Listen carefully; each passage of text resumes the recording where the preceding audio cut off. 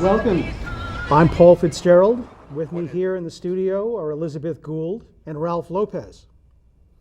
I am always honored and happy to be here with my friends, these eminent scholars who have been working in Afghanistan for the last 30 years and can provide us with historical context. It's important to have forums like this where we are dealing with scholars. I'm a practitioner. On the practitioner side, I was recently in Afghanistan. And we have to begin when you're going into a war with first understanding who you're fighting and why you're fighting them. In other words, who is the Taliban? Our objective tonight is to give you a better understanding of the background, how the United States wound up in Afghanistan, and what are the options? What do we do? Do we get out of Afghanistan? Do we stay there? Do we help the Afghan people to form a democracy? Do we fight a very elusive Al-Qaeda?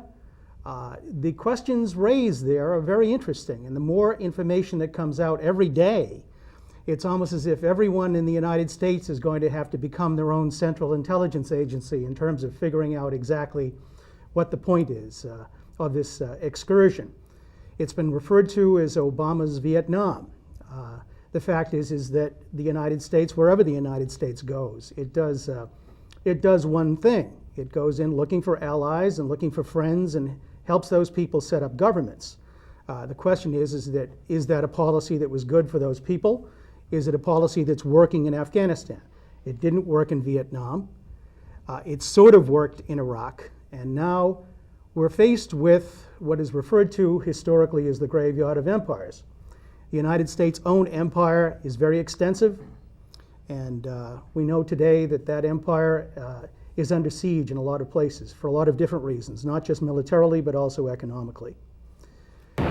This is an 18th century strategy being employed against a 14th century enemy. Other countries, one after the other, have given up on this strategy over the years. The Soviet Union stopped doing it in the 1990s, but it was too late to avoid their disintegration. I hope that we somehow manage to avoid the same fate. Well, I would say 99% of all the battles that we fought in Afghanistan were won by the Soviet side. But the problem is that the next morning we had the same old situation as if there was no battle. Mujahideen were again in that village where they were. We thought we destroyed them just the other day. So it was an absolutely useless war. The only reason why we think we do better than the Soviets is our own hubris. I think that there are common errors there when a nation, whether it be the United States or the Soviet Union, overestimates what can be accomplished by military means.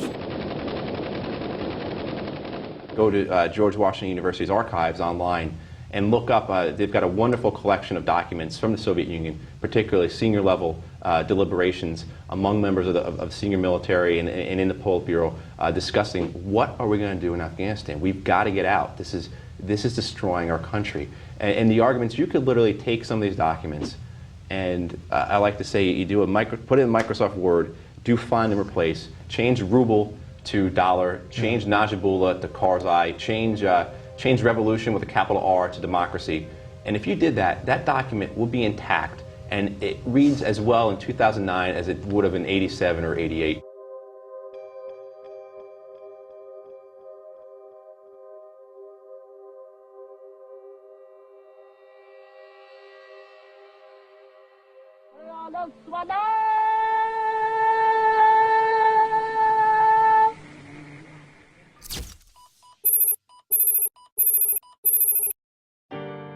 Такой там войны-то и не было, мы входили, и многие там жители нас приветствовали, афганские. Ну, мы знали, что то есть, там есть противоречия внутри Афганистана, там, в одной партии, между течениями существует там противоречия. Но мы думали, что мы нашим присутствием просто стабилизируем ситуацию, может, он подумал. Нам говорили, здесь смысл наших боевых действий заключался в том, чтобы прийти в какое-то какой-то населенный пункт или провинцию и там помочь афганскому руководству установить ту власть, которая существовала в Афганистане. Больше как она дальше была. Для того, чтобы ее установить, нам вот ближайшие горы или этой провинции, или другие, кто оказывает, кто мешает установлению этой власти, вот, их сломить. In mountainous terrain against guerrilla fighters, their approach was a disaster. People on the ground, soldiers that are just coming out of Afghanistan, and uniformly their remarks are that, you know, the military understands the threat they're facing, but the tactics we've adopted are no different from the Soviet tactics. Я тогда начал понимать, что что-то неправильно делаем. Потому что если мы делали правильно, народ против нас не пошел. И вот с этого дня я начал замечать, что люди против нас. Уже взгляды были другие, действия были другие. И с каждым днем росло сопротивление населения. Они начали организовывать отряды, формирование, пошла помощь. Искаю вот с этого, с января, с февраля 80-го года до самого вывода до февраля 89-го года негатив к нам шел по нарастающей. ABC News has taken a poll in Afghanistan. It shows that after 7 years there, less than half of Afghans view the U.S. favorably.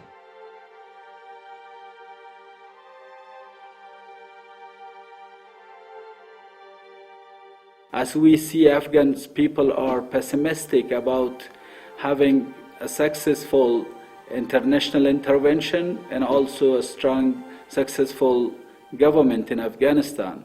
For that reason, I don't think that now this will be different from the 1980s, the USSR time. It's not clear to me that our prospects in Afghanistan are any better than those of other great powers that have attempted to sweep in and control and transform this country. I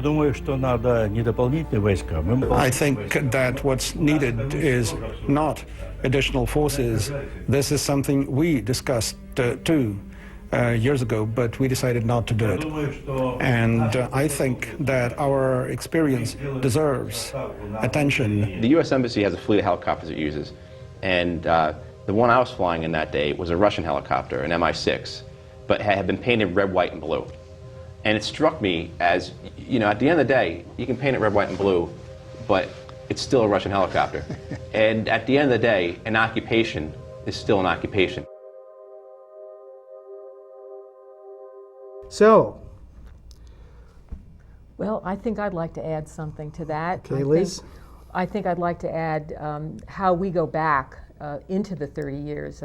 Paul and I actually were focused on the arms race. This was back in the late 1970s. It was during the Carter administration when there was actually some hope that we were going to have a reduced arms spending. We were going to be negotiating with the Soviets to reduce arms spending. It was called Détente.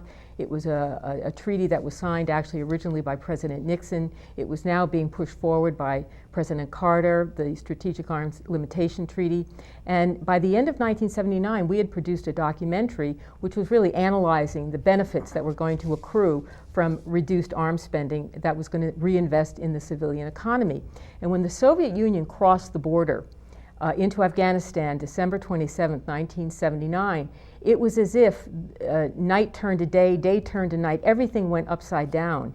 And the entire concept of negotiation, of reduced arms spending, simply left the entire plane of reality.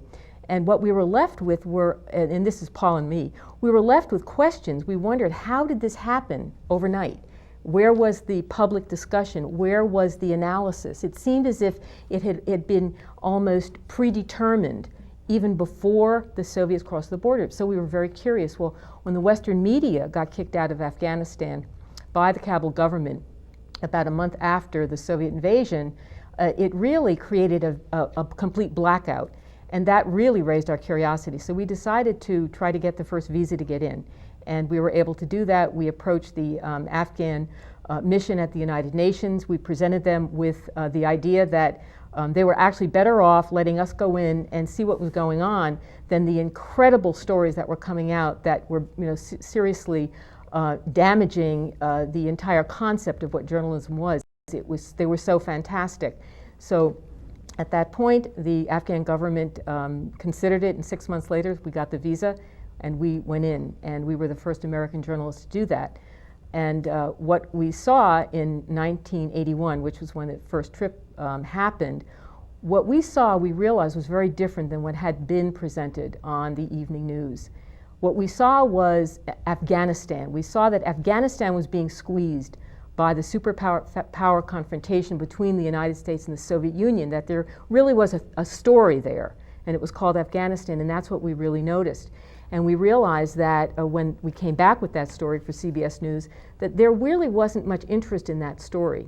And that, again, provoked us to really realize, well, why not? You know, what is really missing from this whole equation in terms of journalism, in terms of what the American people need to know to comprehend this very significant story. So that really kept us focused, and as we got deeper into the story, we kept finding more and more questions rather than answers. And that kept us going for 30 years. I learned how different the country This is the voice of Gaith Abdul Ahad, reporter for the UK From Guardian. your experience, do you get a sense of how the Afghans feel about the Taliban currently? Well, here is the thing. It's not that most of the Afghans I met were supporting the Taliban, but almost every single Afghan I met was so disappointed with both the Karzai government and with the NATO and American forces. And again, every single Afghan I met in 2001 was so happy to get rid of the Taliban and get a new prospect, a new future and everything. But then what's been happening of poverty, corruption, poverty in Afghanistan is stunning. It's the 19th century. Yeah. I'm happy to say that there can be no more eminently qualified people than Liz and Robert to explain to us the historical context of that. And also I will share what I found out on my trip to Afghanistan and in the course of my research, which is that the Taliban, what is not being reported in the media, what you will not hear on NBC or ABC, is that this is largely an economically driven insurgency being fought, and this is quoted by Joe Biden, by General Carl Eikenberry, former commander of U.S. forces in Afghanistan. Also, even David Petraeus admitted that much of the Taliban fights for the $10 a day wage that the Taliban is able to pay as a result of its control of the opium trade, because there is 40% and 50% unemployment across the country. Now, I want to call attention to one thing the president said in his West Point speech, and it really set the tone for his entire argument, which was that this is not a fight of our choosing. That might have been true in 2001, but it is certainly not true today, because what Americans need to understand about Afghanistan is that up until 2005, we had a relatively peaceful country waiting for Reconstruction help to arrive, waiting to rebuild their own country, and not really eager to fight Americans. Truth be told, Liz and Robert will concur on this, as anybody will that knows Afghanistan. Afghans really do not like the Taliban. The Taliban is thoroughly hated, because everything you read and heard in the newspapers about they cutting off hands and cutting off heads in retribution for crimes is true. They were very unpopular.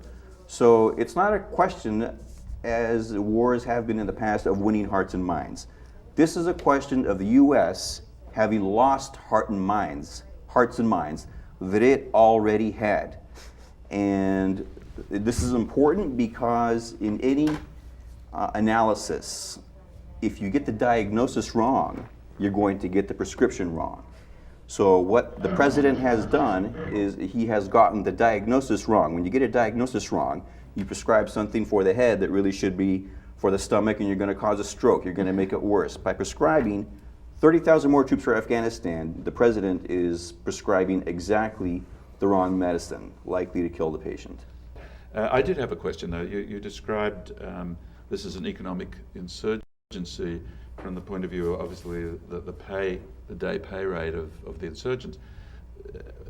Let's flip this around. What's the economic motive? Is there an economic motive that the United States has to be engaged in this war, other than the elimination of a terrorist threat? Well, I'll start out and then move down the line. Clearly, there is no sensible economic motive for the United States except for what President Dwight Eisenhower warned us about with his farewell speech, historic farewell speech about the military-industrial complex. You have to look at who wins and who loses when you escalate a war. Who loses? The soldiers that get sent over there to get maimed and killed. Civilians that are killed accidentally. The U.S. taxpayer loses. Who wins? Halliburton wins. Kellogg Group Brown wins. All the private contractors, Blackwater, who make literally billions and billions of profits whenever you send 30,000 more troops into a combat zone. So there is an economic advantage to a particular for group. A very small number of people, clearly. I don't know, Right. Paul, Liz, like add to that? Paul, Elizabeth, what are your Well, views? The struggle with Washington all along has been over whose objectives are you serving. Yeah. Washington is, especially since the days of the Reagan administration, Washington has been a carnival of privatized interests. According to some sources today, the federal government itself is only a shadow of what it was 30 years ago when this entire thing began. So much is outsourced to private contractors. I believe the 30,000 soldiers are going to also be accompanied by 57,000 or 56,000 contractors, independent contractors. There has been discussion of in fact, the military has actually put out contracts to have the bases that these soldiers are going to be put in guarded by private security forces. So when we put 30,000 forces in, we're not just putting 30,000 American soldiers, we're also putting more DynCorp soldiers, we're putting more Blackwater soldiers. JSOC, the Joint Special Operations Group in the military is working regardless. They're working on their own without, in some cases, even military oversight, let alone congressional oversight. I'd heard a number bandied around that to put an American soldier in the field is $1 million a year. Yes, that's what they claim. And if $10, was that $10 a day? Exactly. $10 a day. So Right. that's $36,500. It seems like this is a very asymmetric economic warfare. I also had a fascinating luncheon with a gentleman I can't name, but who is I would describe as he's Iranian in his origins. B, I'd describe him as a real expert on Middle Eastern affairs and Iran in particular. And this may seem a little off the wall, but it's very related to what's going on here. He says that the whole fight over the Iranian nuclear program is a complete blind to an economic negotiation that's going on between America and Iran. And one of the cornerstones of a 6-point set of wishes and demands of Iran in this is, in fact, the desire to build a pipeline across Afghanistan because they have a major oil contract with India, and it would be far more economic to drive that,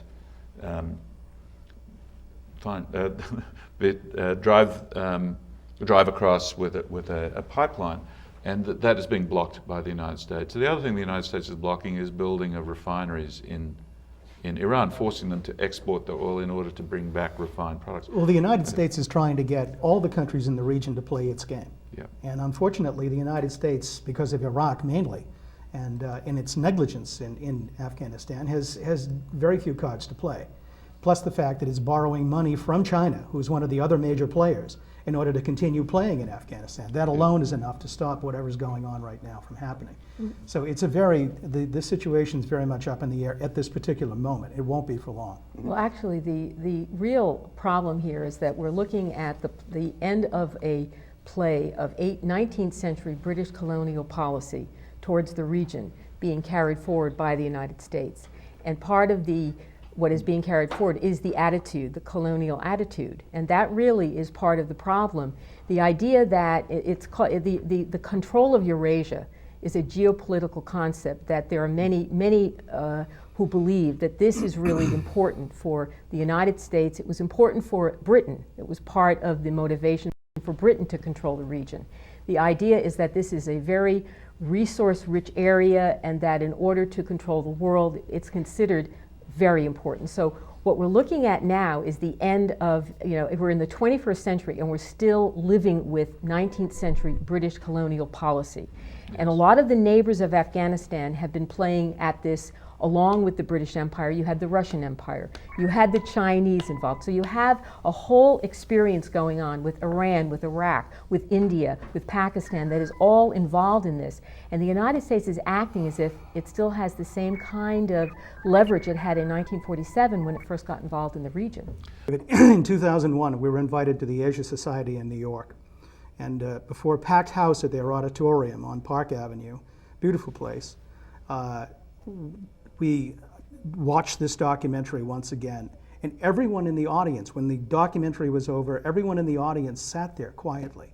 Finally, someone raised their hand and I pointed out to the audience and they said, "Why didn't we know this? Where was this documentary in 1981, in 1982, in 1990, in 2001? Where was it?" I said, "Well, it got on the public broadcasting system, but it was never, ever a part of the general knowledge that was given to the American people about what the real story was in Afghanistan. Everything had been framed within the context of Cold War dialogue between the United States and the Soviet Union. There was no talking to the Soviet Union once they were in Afghanistan. So this is our own private view of what went on there in 1981. This is Afghanistan between two worlds. On April 28, 1981, the government of Afghanistan celebrated the 3rd anniversary of their revolution with a traditional military parade through the streets of the capital, Kabul. This official Afghan government film of the event documents the presence of the president, Babrak Karmal, and members of his government. And from the impression of support demonstrated here, it would be difficult to tell that only a short distance from the city, troops like these were engaged in a conflict that President Karmal would only describe as an undeclared war by the United States. The politics of Afghanistan in the last decade are a story of coup and counter-coup. In 1973, Mohammed Daoud overthrew the reigning monarchy, but could not control an increasingly unstable political and economic situation. In April of 1978, Nur Mohammad Taraki, a Marxist, overthrew Daoud. But in little more than a year, the domestic situation was out of control, as the population in the countryside fiercely resisted the tactics employed by Taraki's minister, Hafizullah Amin. In February of 1979, the American ambassador to Afghanistan, Adolph Dubs, was kidnapped and held hostage, only to be killed in a shootout at the Kabul hotel. And by September of that year, the country had become so factionalized that Taraki summoned Amin to the presidential palace to fire him. Amin seized the occasion to enact still another coup d'etat. Taraki was killed and the government purged. For the next 3 months, reports from Afghanistan told of a reign of terror. On December 27, 1979, 3 months after Amin took control, and still another coup, the government of Hafizullah Amin was overthrown and replaced with one headed by longtime Marxist Babrak Karmal, who with the aid of 80,000 Soviet troops has remained as president for over 2 years. In February of 1980, 2 months after the Soviets crossed their southern border, 1,136 Western journalists were expelled. And since then, little first-hand information has been available about life in this still embattled country. Until now.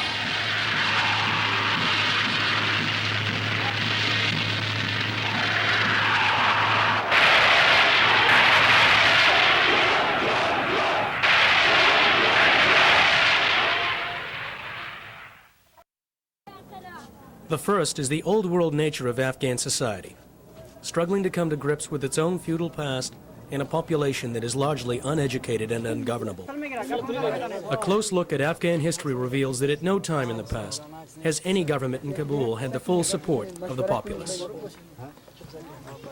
The second force is that of the Western nations. Over the last century, they've provided Afghanistan with its law, medicine, architecture, science, and even agricultural techniques. They've built most of its factories and controlled its markets. But with a Western trade and technological embargo in effect, this influence is quickly being supplanted by the third element at play, the Soviet Union.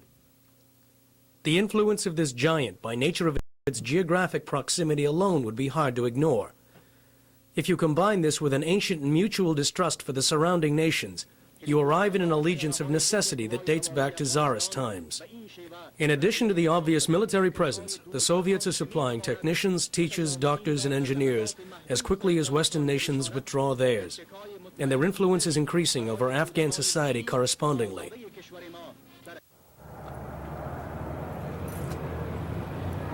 These are the hills that surround downtown Kabul, overgrown with the mud and straw huts that one unwary Western visitor once described as Afghan skyscrapers. The majority of the population spend their lives in homes like these, without the benefit of running water or electricity. And for some, the pace of life here remains much the same as it has for centuries. But for others, the pace of life here is quite different. On Friday, May 15, 1981, I arrived in the Democratic Republic of Afghanistan, the first American filmmaker to set foot in Kabul in 18 months. The first thing you see upon entering Afghanistan by air are Russians. As the plane taxied down the runway at Kabul, past rows of MiG fighters and shirtless Russian mechanics servicing their helicopter gunships. But as I proceeded into town, the Russian presence became far less imposing, visible infrequently and only at strategic spots throughout the city. The presence of foreign armies is not new to Kabul. These ancient walls were breached by both Alexander the Great and Genghis Khan. And before the Russians, the city played host to over a century of sporadic visits by the British Army. As I was slowly introduced to the city, I began to feel that more than just geography, but centuries, separated me from what I was seeing. And wherever I went, my curiosity about these people was returned.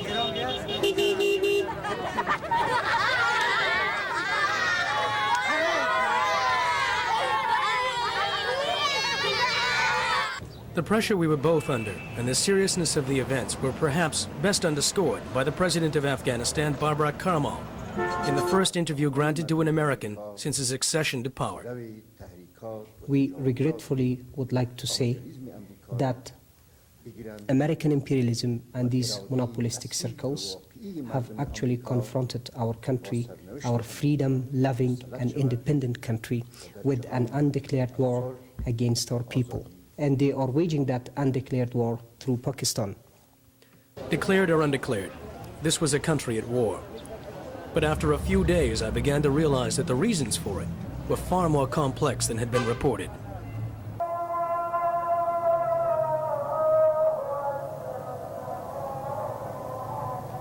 It is a matter of record that much of the resistance facing the Karmal government today began with the brutal anti-religious reform programs of his predecessor, Hafizullah Amin.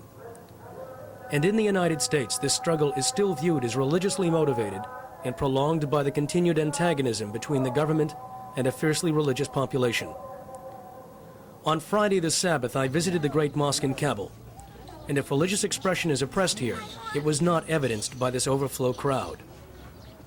In my interview with Barbara Karmal, I asked him whether he saw conflicts between the goals of his government and those of Islam. No, resolutely no.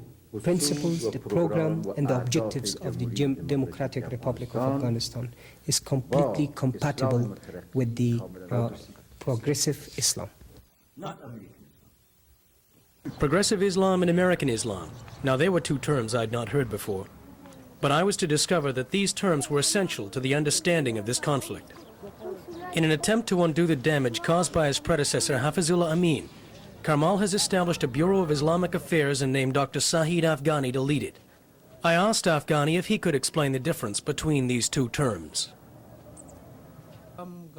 Islam and Islamic religion, it is not against progress in any society, but there is different kind of Muslim. Different people under the name of Islam, they're trying to misuse the Islam. The government is against these kind of people. At the Majnun Shah Mosque with 3 high priests, I asked how a holy man could owe his allegiance to Mecca while at the same time serving the state. The answer came from Malawi Abdul Sadiq. It's a verses of Quran saying, "Laysa lil-insana illa ma sa'a." Means a Muslim has nothing but his effort. Muslim can live by his effort, to earn and live. We don't want a person to be like a parasite. The president of the Revolutionary Council told us, whenever you feel if there is anything which is not proper with our religion, which is not, appropriate with our religion, tell us. We will make ourselves on that way which is the desire of Islam. It seems the success of Barbara Karmal's policies will rely to a great extent on the ability of men like Dr. Afghani and Malawi Sadiq to convince the country's Muslim population to accept progressive Islam. But as the United States discovered in Iran, change can come hard to a fundamentalist Muslim society. And the collection of women and beggars huddled near the gates of the Great Mosque indicated to me that change in Afghanistan will not come easily to many.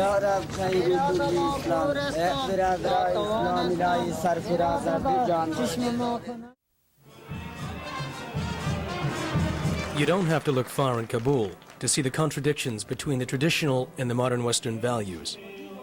Weddings at the Kabul Hotel were a regular event, and the only veil in sight here was worn by the bride.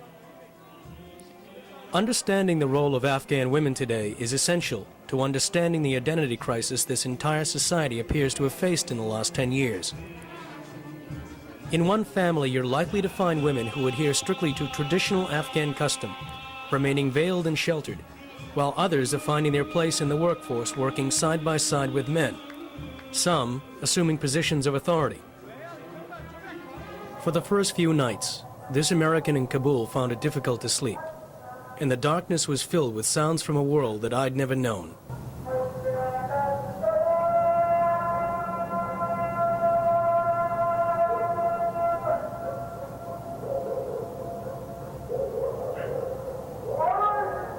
As the mullah chants his midnight call to prayer, the dogs bark and armored personnel carriers patrol the curfew-cleared streets.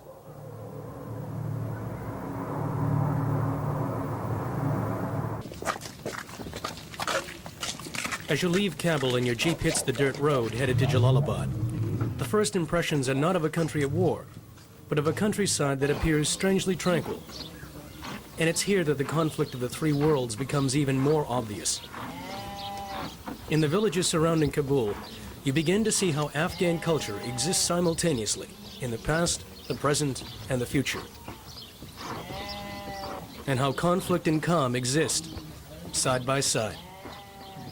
Strange contrasts appear, and you begin to wonder what the Muslim warriors buried in this cemetery would think of the intrusions that modern technology imposes. It was in this region in 1842 that Afghan warriors first made the reputation they now wear in the West. The entire British garrison at Kabul, 15,000 strong, perished between here and Jalalabad, a defeat which concluded the first British attempts to colonize Afghanistan and set their aspirations back by at least 20 years. This area is now under the control of the government in Kabul, and as helicopters patrolled nearby, my jeep was greeted in the middle of the road by a contingent of town militia, and it became obvious that I was not going to travel anywhere in Afghanistan unescorted. These men were from the villages of Budhak and Camaray, and had volunteered to escort me for the day. But before we embarked on a tour of their villages, the president of the local defense group told me of some recent encounters with some former neighbors. It was about 1 month ago, and about 150 people attacked this area. They exploded the door of one of the head of the public meeting. Also, our defense group attacked them. Some of them were killed.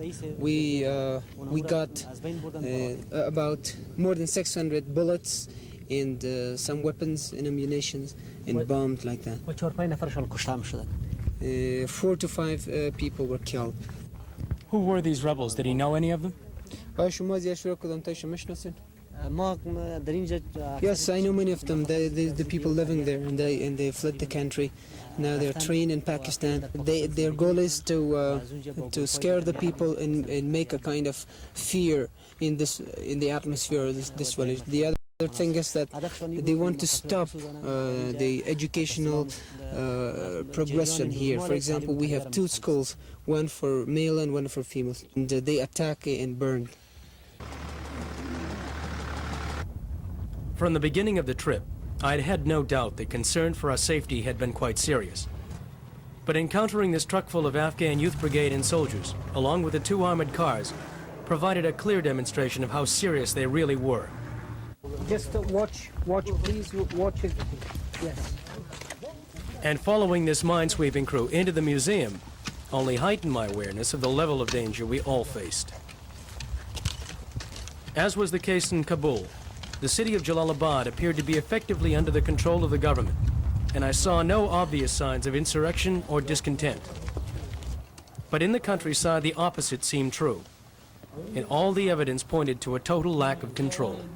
As we traveled back down the road, we passed a blackened hole surrounded by bits of burned tire, and I found that only 2 days earlier a truck from the nearby farm had passed over a landmine on this spot. It may not have looked like much, but 2 people had been killed here not long before. As we stopped to take a picture and have the car drive into the hole to demonstrate its depth, Rafat went to the trunk and pulled out a machine gun. And while the tape recorder rolled, he stood and covered the crew, his gun aimed at the woods beside the road.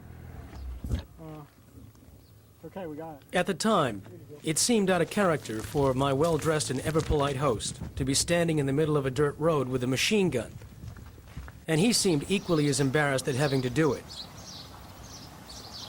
But I now feel that the embarrassment he expressed was as much for his government's inability to pacify this area as it was for himself. I was told by an English-speaking merchant that foreign goods are often brought in over the mountains from neighboring Pakistan on pack animals, as they have been for centuries. The policing of this practice is as hard today as it was 100 years ago. Although Jalalabad was only 125 kilometers from Kabul, the ethnic mix and culture is quite different, and Hindu merchants appeared to predominate at the bazaar. Although I heard reports from officials that no attacks had occurred within the city for at least 6 weeks prior to our visit, it was apparent from the military activity here that the situation was far more unstable than Kabul. One thing that Jalalabad did share with Kabul, however, was the lack of a Soviet presence outside of their bivouac at the airport. And from my perspective that day, it was impossible to determine to what extent their authority reached over the actual governing of the city.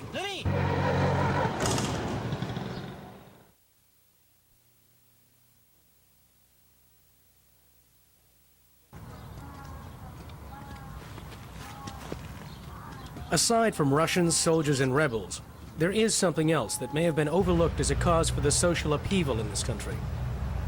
And it is an experience shared with many third world countries. Rapid industrialization.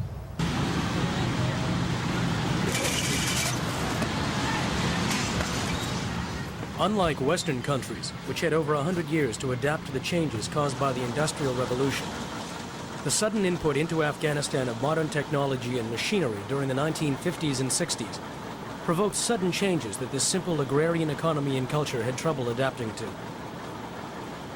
The reigning monarch at the time, Mohammad Zahir Shah, in an effort to help, began a practice of government subsidy and partial ownership of certain industries to help fledgling businesses get on their feet. I found that to some extent that practice still continues today. This raisin packing plant is owned 51% by the government and 49% by private investors. Despite an embargo on goods and services by many Western countries, including the United States, the manager of this American-built facility assured me that he had no difficulty in purchasing replacement parts from American suppliers for his machinery. He even boasted that his workers had just received a salary increase and he a new office as a result of booming sales. Although the embargo makes life more difficult here, this plant has little difficulty selling its product. This shipment of raisins, part of a $1 million order headed for Dublin, illustrates there's often no lack of markets available when the demand is high and the price is right.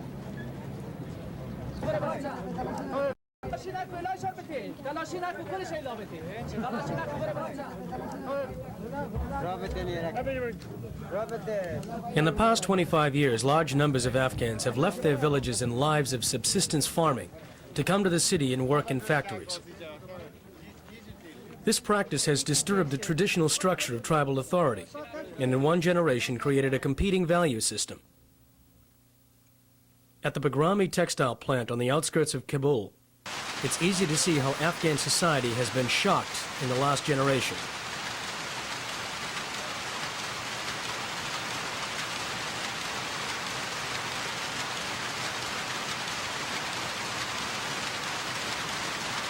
These young workers have all come from villages like Budhak and Kamaray, where living and working conditions are probably much the same today as they were 1,000 years ago.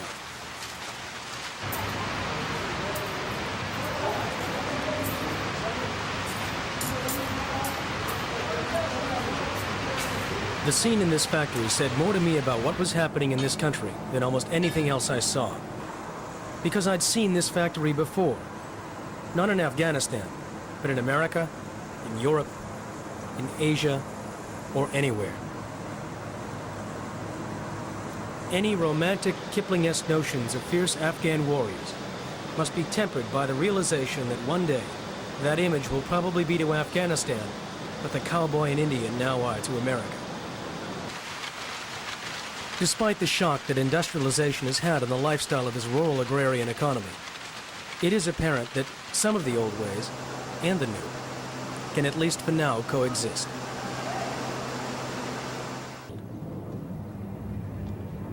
As I walked through the bazaar in the last days of my visit, I was aware of how my preconceptions had changed, but not in a way that I could have anticipated. My background and culture and some of what I saw here were still centuries apart. At times so far apart, there was almost no mutual frame of reference. This gap created serious communication problems, which at times made a clear look at this country that much more difficult. But despite travel restrictions and the limit of 11 days, it became clear that what was happening in this country was not, as most stories reported, as simple as a struggle between invading Russians and fiercely religious freedom fighters. Afghanistan is a country fiercely divided in civil war, with a population factionalized along cultural, religious, and political lines. And not unlike many other third world countries, struggling to find a 20th century identity. The presence of 80,000 Soviet troops obviously has an effect on Afghan life, but to what extent I could not determine. Although I requested interviews with Russians on many occasions, they were never granted.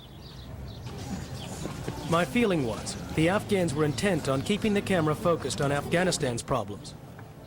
And these Afghans at least didn't feel that Russians were part of that problem. Although the Western nations over the years provided substantial economic and cultural assistance, the manner in which it was given never allowed the majority of farmers and nomadic tribesmen who populate Afghanistan to assimilate it. Over the last generation, cultural barriers grew between the westernized city population and the rural poor. And by 1978, the tension between these two worlds reached a breaking point. The break occurred in April of 1978 in the revolution that overthrew Mohammed Daoud. But this was only the beginning of the breakdown, and the new government's attempts at reforms were treated with contempt in the countryside. Hafizullah Amin, as Minister of Taraki's reform programs, met savagery with brutality. And as the fighting intensified and the government's authority disintegrated, millions fled the country. By the time Babrak Karmal overthrew Amin, the government was near total collapse. And had it not been for the 80,000 Soviet troops behind Karmal, one can only speculate who'd be the president of Afghanistan now. Throughout my entire stay in Afghanistan, the issue of Soviet involvement in the military was a regular matter for discussion, But the Afghans I spoke with always insisted they were doing the fighting, and the Soviets were only playing a backup role at their request.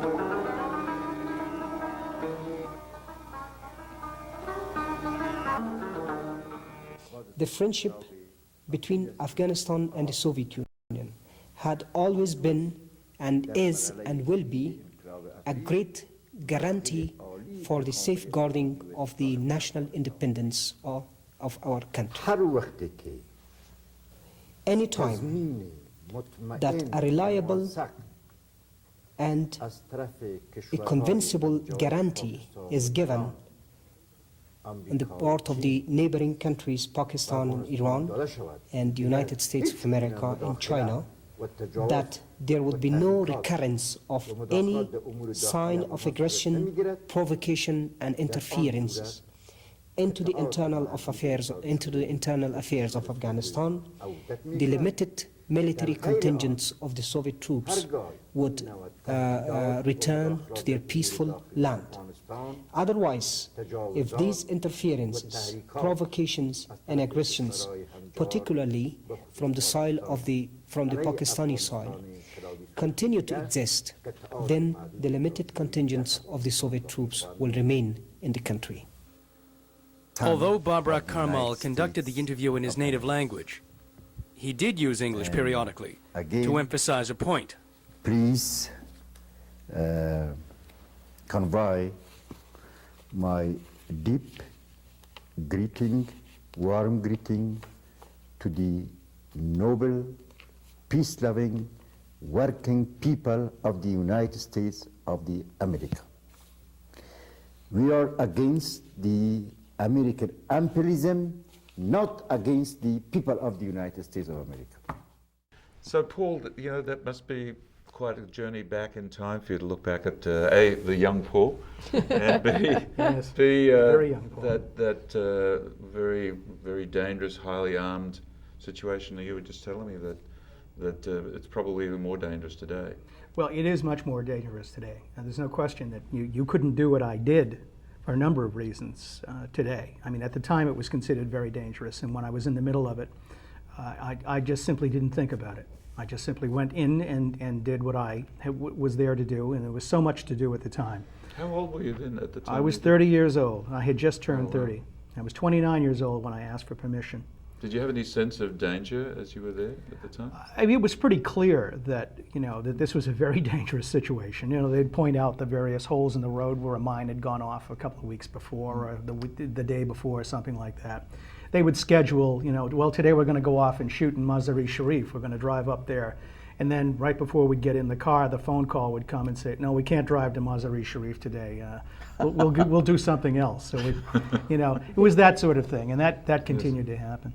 I also would like to add, though, that even though the situation was clearly very dangerous and there was clearly a war going on, there is no comparison to what is happening in Afghanistan today. You still had a civil society, you still had a functioning government, you still had a system of predictability at some level. In fact, you know, to be honest, you know, the dangers of going to Afghanistan at that moment may not have, in terms of real danger, may not have been greater than going into some major cities in the United States under or certain neighborhoods under certain circumstances. So in that sense, that kind of danger certainly exists in all kinds of places that don't even have a hot war going on. So today what you're looking at is a completely atomized situation in Afghanistan. In that sense, there's no comparison. The tradition of, I mean, you say there was a central government that was functioning. Mm-hmm. How well was it functioning? How, you know, right now the military the central government's military doesn't seem to be able to control barely Kabul, let alone anywhere else. Well, you have to realize, and when we went back in 1983 and we interviewed the foreign minister and the prime minister of the country, he stated that, they stated very clearly that they had lost, in 3 years of war, they had lost 20 years worth of development that had gone on in the country. Now, Afghanistan, you have to realize, was at the time a country that had an infant mortality rate of close to 50% and a per capita income of under $200 a year. So when you go into a country like that and you cut down the power lines and you burn down the schools and you do all these things that were happening over the hills from Pakistan, during that time period, then you're setting them, you literally are setting them back to the Stone Age. And again, it's very important to understand that it was our mujahideen who were doing that, who we were arming. And to elaborate on this misconception, you know, when you read the newspapers and listen to media reports, the impression is that Afghanistan has always been a basket case, never has had a central government, never has had any real semblance of civil society or social order, and that is simply not true. It was beginning to have that after their communist government came to power in the 70s, and what the big U and the United States foreign policy apparatus didn't like about that was that it was nominally communist. Now, and I highly recommend that anybody that gets a chance to read Paul and Liz's book, I don't know if you've brought a copy, this will really give you a clear picture of what was happening in Afghanistan before the U.S. began to interfere, because it was a communist government. In the 70s, there are pictures of women in Kabul wearing miniskirts, and women were doctors and they were teachers, and it's untrue. There are so many misconceptions about Afghanistan. Number one, that it's an inherently conservative society. It is not actually an inherently conservative society. It is not an Arabic country. Afghans are not Arabs. This is very important to understand. Therefore, they don't have this history of jihadist culture where there were no suicide bombings in Afghanistan before 2005. Well, that actually ties into the fact that Afghanistan actually was very receptive to Westerners in the 19th century. In fact, there's great pieces of history about Alexander Burns, who was actually a political officer for the British East India Company, went into this region to basically, you know, set up things for the British East India Company, and of course they were working for the British government at the time. And this was at the time when the Afghans were considered hospitable.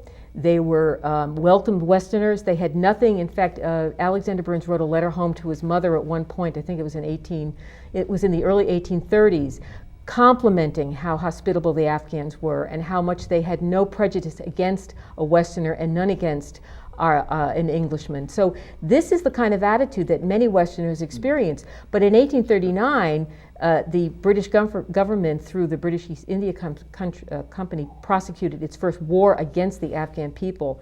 And that's when the trouble began.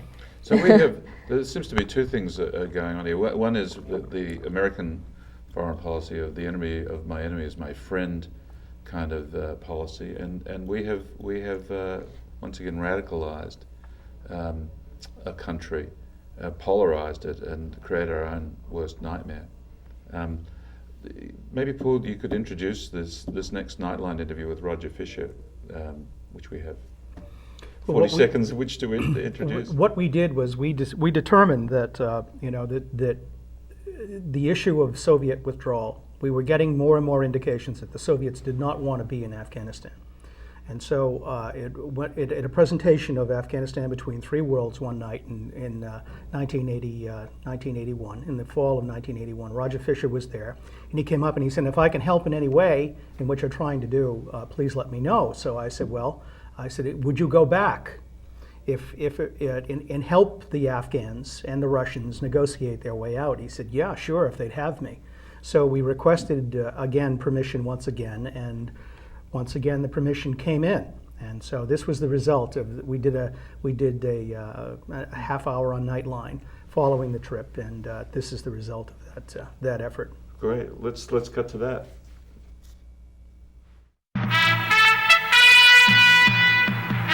This is ABC News Nightline. It's more than 3 years since the Soviet Union invaded Afghanistan and installed its current Marxist regime in power. During those years, civil war has continued unabated. There have been charges of atrocities. The Soviets have been accused of using chemical weapons, and there are more Soviet troops in that country today than at the time of the original invasion.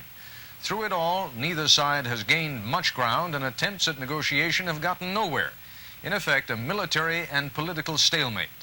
Under these circumstances, earlier this month, a television news team headed by American freelance journalist Paul Fitzgerald was granted permission to spend 10 days in Marxist-controlled Afghanistan. For part of that time, they were accompanied by one of America's leading experts on crisis negotiation, Professor Roger Fisher of Harvard University. Here now is their exclusive report narrated by Paul Fitzgerald.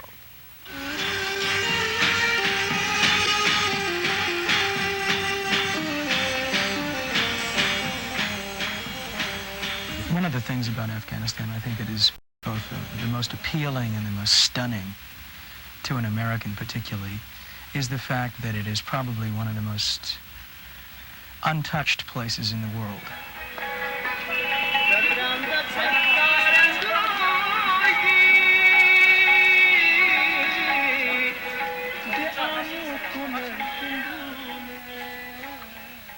It really is like stepping back into the 15th, 16th century in terms of what you see. Women in chowdery, as an example. You'll see Dove soap and Pepsodent toothpaste, or any number of American or Western products in the bazaar. And the shop right next door, where they're making bread the same way they made it 2,000 years ago, with one individual wrapped up in cloths to avoid burning himself as he dipped his hand down into the oven. Afghan weddings are very elaborate affairs.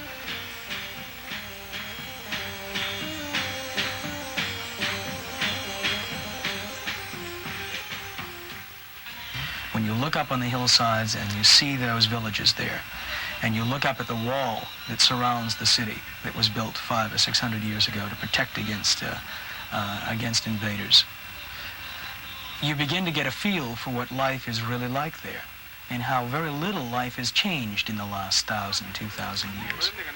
Many Afghans, especially in the countryside, perceive the new Marxist government as anti-Islamic in a country that's very religious and virtually 100% Muslim. There are two simple versions of what's taking place here. The official government of Afghanistan version is that the only problem is intervention from Pakistan, funded by the CIA and other Westerners, seeking to overthrow this government. They say that if that intervention stopped, then the Russians would go home and all would be peaceful and quiet. Another simple version is that this is a case of Soviet aggression. 100,000 Soviet troops are said to be here, bombing villages and trying to suppress the resistance of the Afghanistan people. Neither of those simple versions is the whole story. But caught between these are the people of Afghanistan. The Prime Minister told us half the schools of this country have been destroyed, half the hospitals. What is your most serious security problem in the areas? Are the roads open? Yes, the roads are open, but in the remote places, in the mountains and somewhere, the bandits, the terrorists are coming and terrorizing the people. The Prime Minister was referring to rebels like these in the hills near the Pakistan border. In this film, shot by a West German cameraman, the rebels appear to have captured 2 Russian tanks and killed 4 soldiers.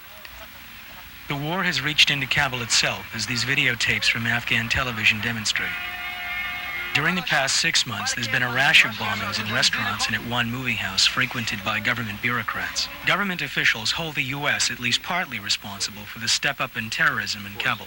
The Soviet forces are helping us against the intervention and against the interference from abroad.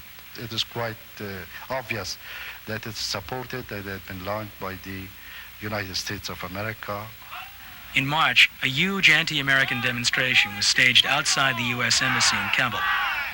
It was a protest against President Reagan's announcement of support for what he called the Mujahideen freedom fighters, but what the Afghan government calls criminal bandits. We were told that this was one of those criminal bandits, Malang, a guerrilla leader who turned himself in under the government's amnesty program along with a number of his followers. It was a coup for the government, and Malang's defection was broadcast on Afghan television. Later, we visited Malang himself at his home village 25 miles outside Kabul. He's now a member of the local militia and under heavy protection.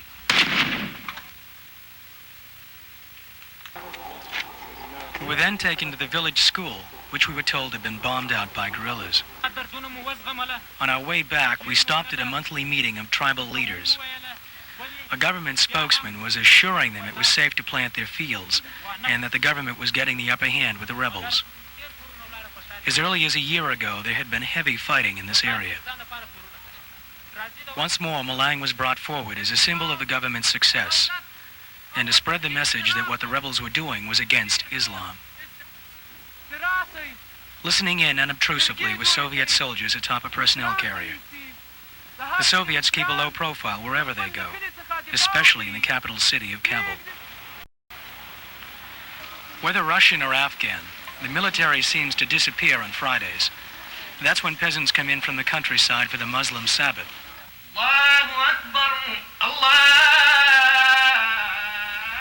The present Marxist government appears to be doing everything it can to dispel the notion that it stands for godless communism, or that it rejects the old Islamic values. At this moment, however, many Western observers feel that the Afghan government does not have a broad base of support, that it would fall if the Soviets pulled out. And there are those who feel the Soviets would like to find a dignified way of disengaging themselves from what some call a Russian Vietnam. This is Paul Fitzgerald for Nightline. The question is this: after more than 3 years of stalemate in Afghanistan, is there any prospect now for a negotiated settlement and the withdrawal of Soviet troops? With us now to discuss that question from our Boston bureau, Roger Fisher, director of the Harvard Negotiation Project, a leading expert on crisis negotiations, whom we've just seen during his visit to Afghanistan earlier this month. And in our San Francisco bureau, Vladimir Bukovsky, a Soviet emigre now studying at Stanford. He is helping to coordinate Radio Free Kabul, an organization in the West devoted to getting news and information tapes into Marxist-controlled Afghanistan. Roger Fisher, let me begin with you and ask you whether you accept, in fact, the characterization of a stalemate in Afghanistan from your own observations. Well, it's pretty bloody for a stalemate. That is, the Soviet forces and the Afghan forces are bombing, in fact, in Herat, if the stories are to be believed, destroying some villages, and the resistance is fighting fairly hard. But it's certainly true that neither side has a chance for a military victory. There's no chance the Soviet forces, at least for several years, could bring the resistance to a dead stop, and I see no possibility that the resistance could overthrow or defeat the Soviet army. So militarily, there's no chance of military victory either side. And what chance do you believe there is for a negotiated settlement? What is it that causes you to believe that something that would have been totally unacceptable to the Soviets 3 years ago would be acceptable to them now? Well, there are several costs they have. They have the cost of casualties. They have the cost of perhaps $2 or $3 billion a year worth of costs of keeping it there. And they have the very high international cost around the world of having Soviet helicopter gunships shooting down a nationalist resistance movement. Everywhere in the third world, Africa, Asia, Latin America, the Soviet Union is having a hard time explaining that a treaty of friendship results in this kind of action. That's a high cost. Vladimir Bukovsky, do you believe that that kind of a cost to the Soviet Union is the sort of thing that would ever cause them to withdraw? No, I don't believe in that. In fact, unlike the United States, the Soviet Union is not very sort of apprehensive of the casualties. They probably lost about 20,000 by now, but they wouldn't give any consideration to it. What is important for them is the strategic advantage of their moving toward the Persian Gulf. And to all accounts we have right now, they do keep in certain bases inside the equipment, the blades, capable to project force into the Persian Gulf. We're really talking about two different things here, though, Mr. Bukovsky. The one would be the cost at home, and I think I'd have to agree with you that they're not very much concerned about public opinion in that regard. But what about the point that Professor Fisher raised, and that is how they are perceived by the rest of the third world? Well, before moving to Afghanistan 3.5 years ago, they've, of course, considered this course, and it wasn't unexpected to them. Although, for 3 years, they've been under the pressure on that subject, and that's exactly why now they try to persuade people that they are ready to withdraw if they're given a chance to save the face, which is not true. To all accounts we have from that country, the Soviets have no intention of withdrawing. Given that kind of attitude on both sides, how is a negotiated settlement possible? Well, no one can know what the Soviet Union is going to do. We can fight the war politically and militarily. The way to influence the Soviet Union is to come up and give them a choice, give them a chance to get out, give them a chance for a neutral, non-aligned Afghanistan, which is not an anti-Soviet government, not a pro-Soviet government, but one which will have no military bases from either side. The UN is working on that. They're going back to Geneva in June. I talked with yesterday in New York with both Pakistan and Afghan ambassadors and with UN officials. I think there's a fair chance. No one can be sure. And I don't think the Soviet Union themselves know exactly what they're going to do, but we ought to construct and see if we can develop an option that serves them up, a golden bridge, a way to get out without a military defeat. We leave a coalition government. Right now they're leaving, I think they're opening it up. I think that Mr. Karmal is being downplayed. They're making it possible. He would resign if necessary. I'm absolutely confident he would resign. You're talking about the Prime Minister? The President would resign. President, yes. President Karmal would resign if necessary to help get a coalition acceptable government, and that's the kind of thing we have to be working toward. Joining our discussion now live in our New York studios is Abdul Rahim, political officer of Jamiat Islami Afghanistan, an anti-communist resistance group based in Pakistan. He is here in the United States under the auspices of two American organizations concerned with democracy in Afghanistan, the Afghan Relief Committee and Freedom House. Mr. Rahim, you've been listening to our conversation so far. What do you think? Are we being a little bit naive? Actually, the discussion, generally, the opinion are different from what the resistance believe. After 4 o'clock, at Kabul city, the guerrilla activity will start, and the city is completely under control of the resistance. And also about the routes that the puppet of Russia mentioned that, you know, right now they are protecting their convoys by helicopters, by not less than 10 helicopters. And they cannot move from one place to another place with having less than 100 tanks and having 20 helicopters to protect the convoy. Professor Fisher, let's address some of the points that Mr. Rahim has made. For example, the notion that after 4 o'clock in Kabul. That was, look, I'm not going to be an expert after having been there a week in Kabul, but I'm not asking you to be an expert, I'm just asking you to be an observer. As an observer, we continue to operate in the village, in the streets of Kabul up until curfew time at 10 o'clock when the street is cleared.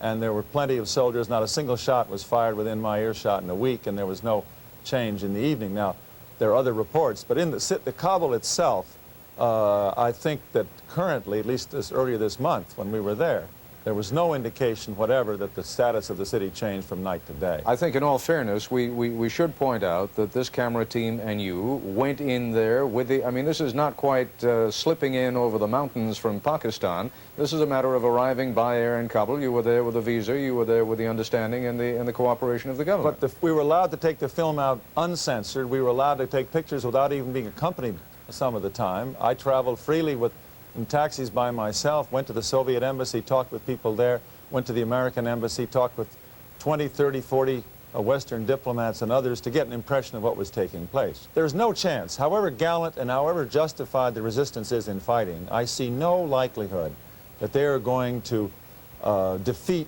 the Soviet army. I do not believe the Soviets are going to withdraw in a state of humiliating defeat by national resistance. It'd be politically very costly to them. It'd be costly in terms of Central Asia. They do not want an Islamic army, nationalistic, to defeat the Soviet army. That might stir up all sorts of things inside the Soviet Union. So I do think the opportunity is to negotiate their withdrawal. Gentlemen, I'm afraid we have a great deal more that we'd like to talk about on this subject, but for the moment at least we're going to have to bring this conversation to an end. I hope we'll be able to do it again soon. Well, we're back. We don't have the Soviet Union to worry about in there any longer. But so who should be the negotiating people at the table? So just in brief, because I want to come back to this, who should be at the negotiating table and what should their positions be, or what do you think their positions are actually? Well, I think that right now the negotiation should be within the region, and that it really is critical that Russia and India and Iran and Pakistan and Afghanistan and China, all of these countries really have to be supported in resolving this problem.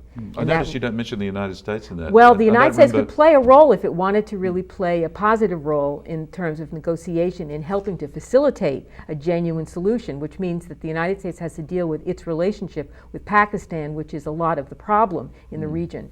It's the way the United States has actually managed its relationship through Pakistan's self-interest that has ended up destroying a lot of Afghanistan's interests. Does the United States not have one legitimate interest there? And to me, there's only one, and that is to eradicate a national security threat here, which doesn't come from the Afghan people, as far as I can tell. This is probably the most important question, and the only question Americans should be asking themselves is, what is the best for the national security? What is in our best interest? It is clearly not in our best interest to fan a flame of anti-Americanism where it didn't exist before, which is exactly what we're doing. It is clearly not in our interest to allow ourselves to be perceived around the world as the richest country in the world in history, making war upon one of the poorest ever to exist. Afghanistan has, most of its people live on less than $1 a day. We're talking about a place where you see more donkeys than cars in many parts of the country. And it is clearly not in the... Let's look at what we just saw on that television show. We saw the Soviet Union, the mighty Soviet Union, which was right next door and in Afghanistan with 500,000 troops being bled dry, and according to many analyses, this was one of the primary causes of the fall of the Soviet Union. They simply could not afford it. Here we are an ocean away with a fraction of the troops pouring untold hundreds of billions of dollars. Bleeding ourselves dry. Bleeding there ourselves and dry. in Iraq. That's right. And spoiling for another fight in Iran. Mm-hmm. And who does it benefit? Well, the biggest problem here too is the fact that we're borrowing that money from China in order to do that, and that wasn't the case in the early 1980s. With absolutely no clear gain, even in the most selfish interests, even no clear gain for the United States. And why would this be happening? No, for the United States people, it's a huge loss of treasure and lives. A squandering of treasure and a complete misdiversion of resources from and clearly that brings us to the question, why is this happening? If there are so many good reasons, 60% of the American people are now against this escalation. If there are so many good reasons for this not to happen, why does it continue to happen anyway? And this is where we have to come back to Dwight Eisenhower's warning of what he finally wound up calling the military-industrial complex. Did you know that President Eisenhower almost in that speech called it the military-industrial congressional complex, and then struck the word congressional at the last moment because for political reasons. I urge your viewers to go to a website called maplight.org, maplight, L-I-G-H-T.org, which will tell you exactly how much money your congressman, including Congressman Markey, who voted for continued war funding, gets from these defense contractors. Lockheed, General Dynamics, Halliburton, the list goes on. And we're talking about millions and millions of dollars. Yeah, it's fundamentally corrupting the governmental process. The elected officials cannot properly represent the electorate. They represent their major campaign donors ahead of that, and it's a fundamental breach of their implicit contract. It is, but it's a tough thing to separate the affection the typical American voter feels for his neighborhood congressman, who he probably agrees with on many things, but isn't paying very close attention because we all have our own problems, especially in this economy, and without making the connection that the problems that we are facing here in our economy are directly related to the kind of money that we are spending on these wars. Iraq, it was Joseph Stiglitz, the Nobel Prize winning economist, who put the cost at $3 trillion. You know what? Wherever you stand on healthcare reform, you could buy a lot of it for $3 trillion, no matter what it is. Well, the billions that were spent in the 1980s. We spend $750 billion a year on American defense, and I've seen analyses that show the overwhelming majority of it is deployed to protect the interests of the oil industry, basically, the pipelines, the oil fields, the sea lanes, so forth. If you eliminate that, the American military footprint doesn't really exercise very much control over anything else. So that is the American taxpayers paying that through that channel while they're paying for it again at the pump, instead of the oil industry paying for their own protection. And that seems fundamental and has been so ever since the beginning of big oil. By the way, I want to show their book. This is it, Afghanistan's Untold Story, by Paul Fitzgerald and Elizabeth Gould. This is the most important book you will ever read about Afghanistan. Elizabeth, you were talking about earlier how there is this old model of the world as a chessboard, where you have to make these sorts of moves and you're protecting your national interests by deploying military resources here, and the enemy of my enemy is my friend, an old way of thinking, as you were saying, which is becoming outmoded in the interest of our survival as a species. Now, what are we doing? You know who's loving what we're doing in Afghanistan? China. China is loving it. They're saying, go ahead, send in all the money you want, send in all the troops you want, because they're getting ready to pick up the pieces. They already own almost all of our debts. Well, they're the next economic imperialists. They're buying up their resources as well. But we need to take a brief break there and go to the other person that's been so involved in helping to finance this war, Charlie Wilson's war, and how to rethink Afghanistan, and then we'll come right back to discuss that and this whole issue of how to unpick this mess. Vickers has described it there. It could cost as much as $40 million. I can get the appropriation. Yeah, how? I want to know, how are you going to get the approval of Congress when they're saying no to the Contras for nothing, for $5 million, a request made by the president? When a black approach makes it through this subcommittee, the full body has to vote on it blind. They know the dollar amount, but they don't know what it's for. So theoretically, your $10 million can become $40 million without anyone ever noticing but the Russian army. Because Congress wouldn't know what it's voting on. That's the beauty of it. All you need are the 9 other subcommittee members. All I really need is a committee chairman. Doc Long. Doc Long. And with Doc's backing, you'll get the votes of the other committee members. Yep. I don't believe you. I don't care. Until the phone rang this morning, Charlie, I didn't know. I never heard of you. Well, ask around. I did. What'd you find out? That your greatest legislative achievement in 6 terms is getting reelected 5 times. Anything else? That you hold more IOUs than any member of the House. How about that? Charlie Wilson's War is the true story of, you guessed it, Charlie Wilson, a Texas Democrat in the House of Representatives who is known primarily for his womanizing, drinking, and his talent for repeatedly getting reelected despite rarely accomplishing anything of note. But in 1980, these dubious traits helped him to create Operation Cyclone, the biggest, most expensive clandestine war in American history, which secretly funneled billions of dollars in arms to Islamic holy warriors, known as Mujahideen, who successfully threw the Russian army out of Afghanistan and helped bring about the end of the Cold War. And everything worked out great. Or not. Tom Hanks, who also produced the film, plays Charlie Wilson, a man whose personal flaws were matched only by his charm and political gamesmanship. After learning about the underfunded effort to help the Mujahideen fight the Russians, then witnessing the horrors of an Afghan refugee camp, Wilson decided to put his unique skill set to work. You see, Wilson sat on the House Appropriations Committee and the House Appropriations Subcommittee on Defense, and he knew how to secure covert ops funding without attracting much attention. While the media focused on Wilson's personal scandals, like an investigation over drug use, he was able to increase funding for the Mujahideen from $5 million to over $2 billion. Julia Roberts plays Joanne Herring, an ultra-conservative and the 6th richest woman in Texas. Using her connections and considerable political savvy, Herring was largely responsible for educating Wilson about the suffering of the Afghan people, though it's pretty clear that she only cared about their suffering because it was communists who were causing it. Wilson is also helped by Gus Avracados, a street-smart, straight-talking CIA agent on the undermanned Afghan desk, played by Philip Seymour Hoffman. Frustrated by his Ivy League colleagues and their half-hearted efforts to fight the Russians, Avracados teams with Wilson to arm the Mujahideen with the shoulder-fired missiles that allowed them to shoot down Russian gunships and finally turn the tide. Yes, the US helped the Mujahideen hand the Russians a devastating defeat in Afghanistan, one which the Soviet Union never fully recovered from. But those scrappy Islamic freedom fighters we trained and funded went on to become Al-Qaeda, and the fact that the US immediately pulled all its assets and funding out of Afghanistan when the Russians left plunged the country into a horrific civil war, with the Taliban emerging victorious. This is the problem I took into the movie. No matter what happened, all I could think of was that the story I was watching, no matter how funny, well-acted, or charming, eventually led to the catastrophe of 9/11, which caused the wars in Afghanistan and Iraq, made the whole world hate us, and hastened our economic decline. To be fair, the movie addresses the fact that the US ruined its victory by muffing the endgame, but this leads to a shift in tone towards the ominous at the end of a movie that is primarily a comedy.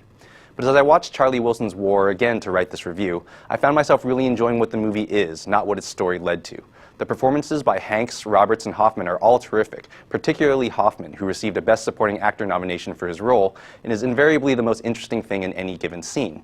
The script, written by screenwriting all-star Aaron Sorkin, manages to condense a 500-page book into an efficient 96-minute film. And on second viewing, I really appreciated how it attempts to address the aftermath of our actions instead of just ending on the high note of the Russian defeat. And the movie was directed by Mike Nichols, who also directed a little movie called The Graduate. So I guess you could say I was eventually won over by Charlie Wilson's War, but I had to watch it twice to get there. And in the end, the lesson I hope we learn from the aftermath of the Soviet-Afghan War seems more important than the man who helped win it. I'm Jonathan Kim, and this is a Brave New Review. So what should the takeaway be for people watching tonight about Charlie Wilson's War? What if you could replay it again, and Charlie didn't get his way? What should the United States have done at the time, do you think? Well, you know, the fact is that Afghanistan never should have happened. All right. From our point of view, foreign policy shouldn't be a game. The fact is that there are huge interests at stake here, and those huge interests are very wealthy, and they can put out whatever story they want about what it is that really happened under the circumstances. By the time you really understand that, regardless of what the event is, 20, 30 years down the line, when you realize that those events happened, those interests, those special interests, are already at work on the next level of the deception. So, you know, as citizens, as Americans, what can we do?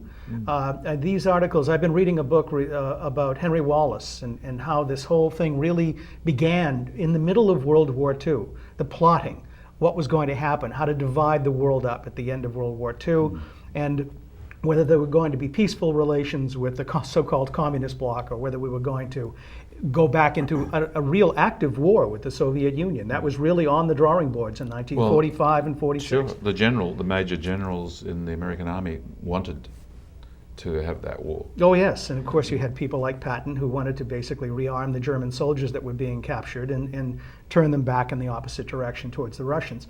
So this has been, you know, this has been at work, but it's actually, you could go back to the turn of the century and the intrigues of Sidney Riley and the conquest against the Russian Empire at the time. So these are long-standing things. So, you know, you can choose to believe whatever you want to believe in terms of what the mythology is or the story is. But when it comes right down to affecting the lives of people, and especially the American people in this particular instance, you know, you can see at one point, you're going to hit a point where this game is not going to satisfy even the most basic needs of the American people. Well, we've experienced that in the last few years. When gasoline gets out of control, goes to $5 a gallon, when you can't heat your home in the wintertime, when the homeless population increases to the point where you can't even feed them, when you've got Hurricane Katrina type rescues where the government is telling you they're doing something and they're really not. I think that you get a point where you just simply have to wake up and say, we need a different operating procedure. And clearly what Paul is saying is true in that there are powerful and wealthy interests behind these things. I think what is different that you'll notice is that it's reaching a point where it's more blatant than ever before. What I'm talking about is after the surge was announced and the first Marine units started to land again in Afghanistan, to arrive in Afghanistan, of the new ones, you would read the paper, and in the first 3 paragraphs they would mention the Osprey V-22 tilt rotor program like it was a marketing piece. And this was the first time the V-22, that's right. And the soldiers were almost a front. They were almost a prop for the background of, okay, now we're going to show that there's a reason to continue. And of course, you know what the congressmen are going to say on the floor tomorrow. One of the most unreliable aircraft. It's killed Marines. That's actually been has a terrible safety record. But now they will be able to say on the House floor, the V-22 program has proven its worth in Afghanistan. We are going to refund that program. And that's really what it's all about. For what? About 100 al-Qaeda fighters, according to the Pentagon's own estimate, in Afghanistan, and maybe 300 in Pakistan.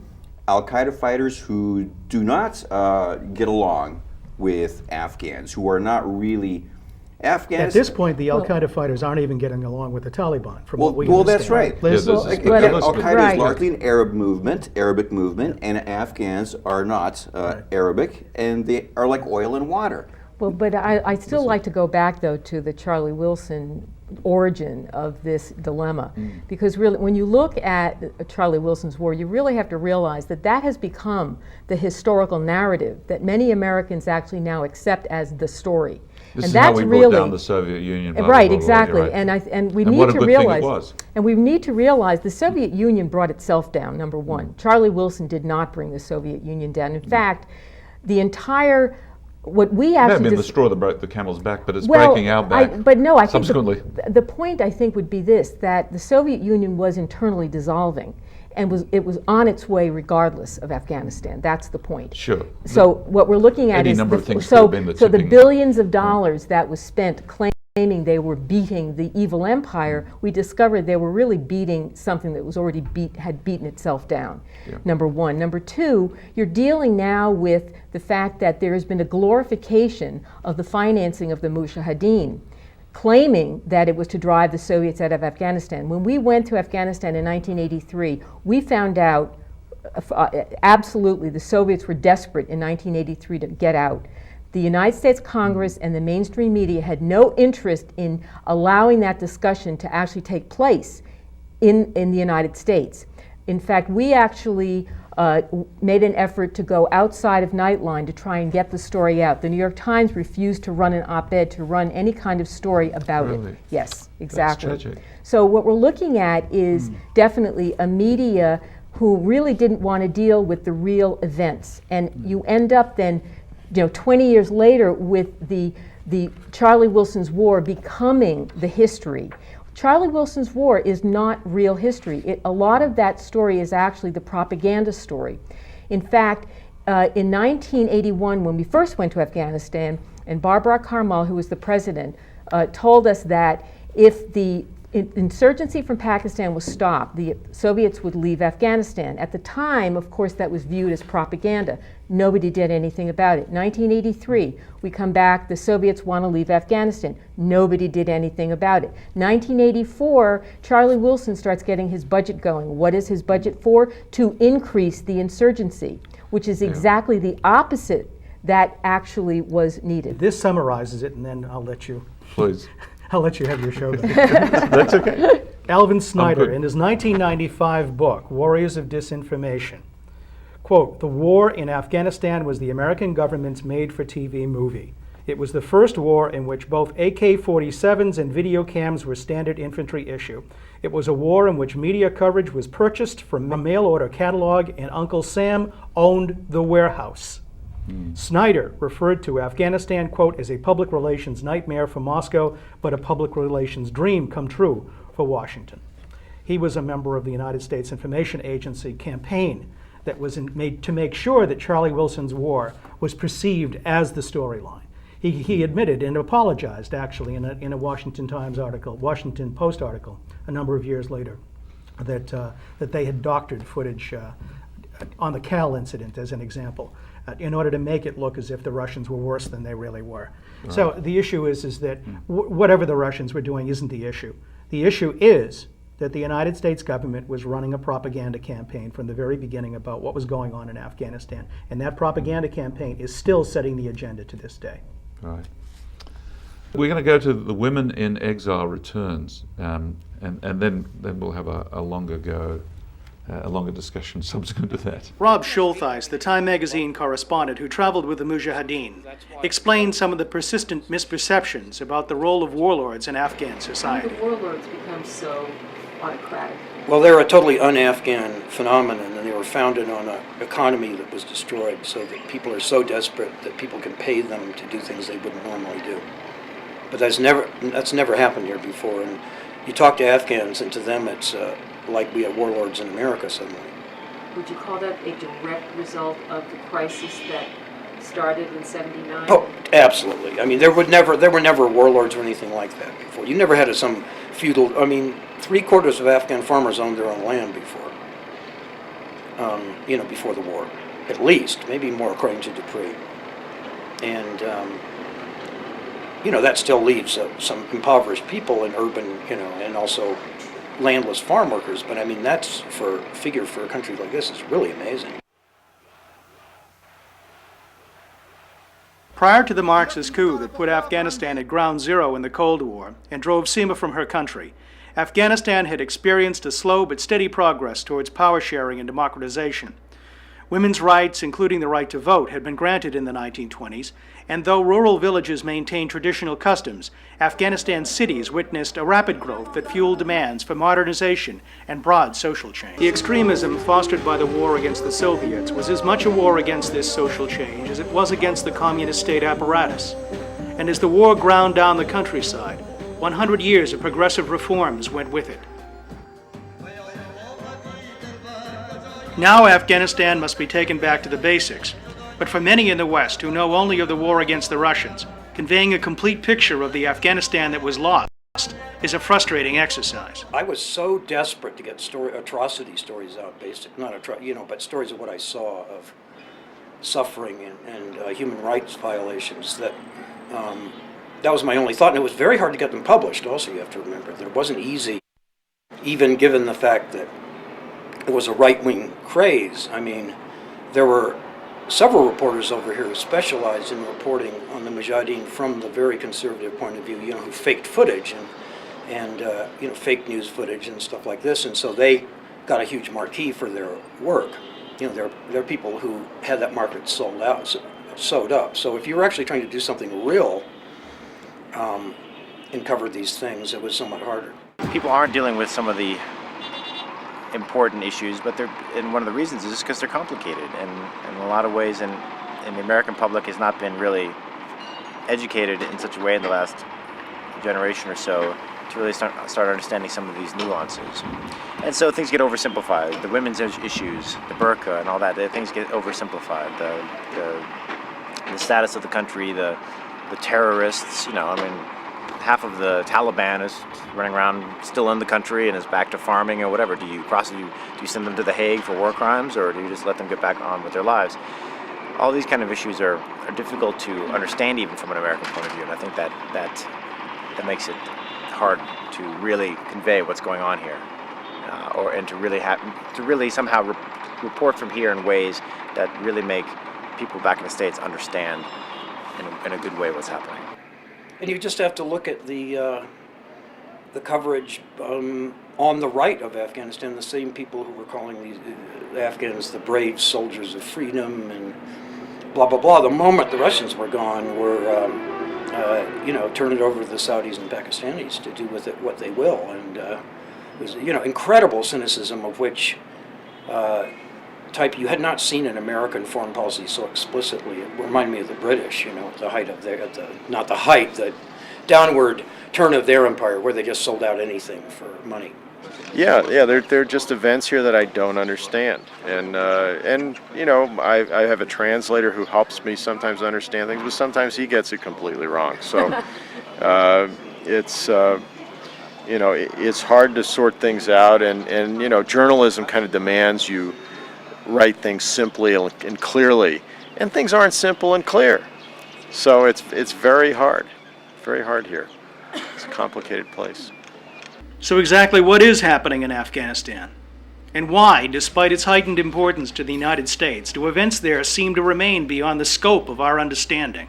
There had been this kind of consciousness on the part of reporters that was fed to the American people as kind of a post-New Deal or Rooseveltian ideal, Wilsonian Rooseveltian, and that's all gone now. So now people are taught this very cynical view of the world by journalists, and journalists pride themselves today on it would be almost better if they were all like buried in the wall of the Kremlin, or something, than what they're doing now, because now they're determinedly not only cynical, but they're unattractively cynical in that they're also greedy. And if you're cynical and not greedy, that's kind of neat. But if you're cynical and you are trying to make money and go to Hollywood, it's considerably less attractive. So I think this is only one story that's been victimized by this phenomenon, but it's certainly the most dramatic. A year and a month ago, I don't think we'd ever had a reporter in Afghanistan. And part of that was because it wasn't possible. under the Taliban. They weren't letting U.S. reporters in very often. But also, just it wasn't on the radar. 20 years ago, when Russian uniforms graced the streets of Kabul instead of American, Afghanistan loomed large on the radar. But the Cold War images that kept America enthralled disguised Afghanistan's long struggle to become a modern nation. Slowly emerging over centuries with an economy largely supported by the central government, the war in Afghanistan crippled an economy already devastated by years of drought and low-intensity warfare waged over the border from Pakistan.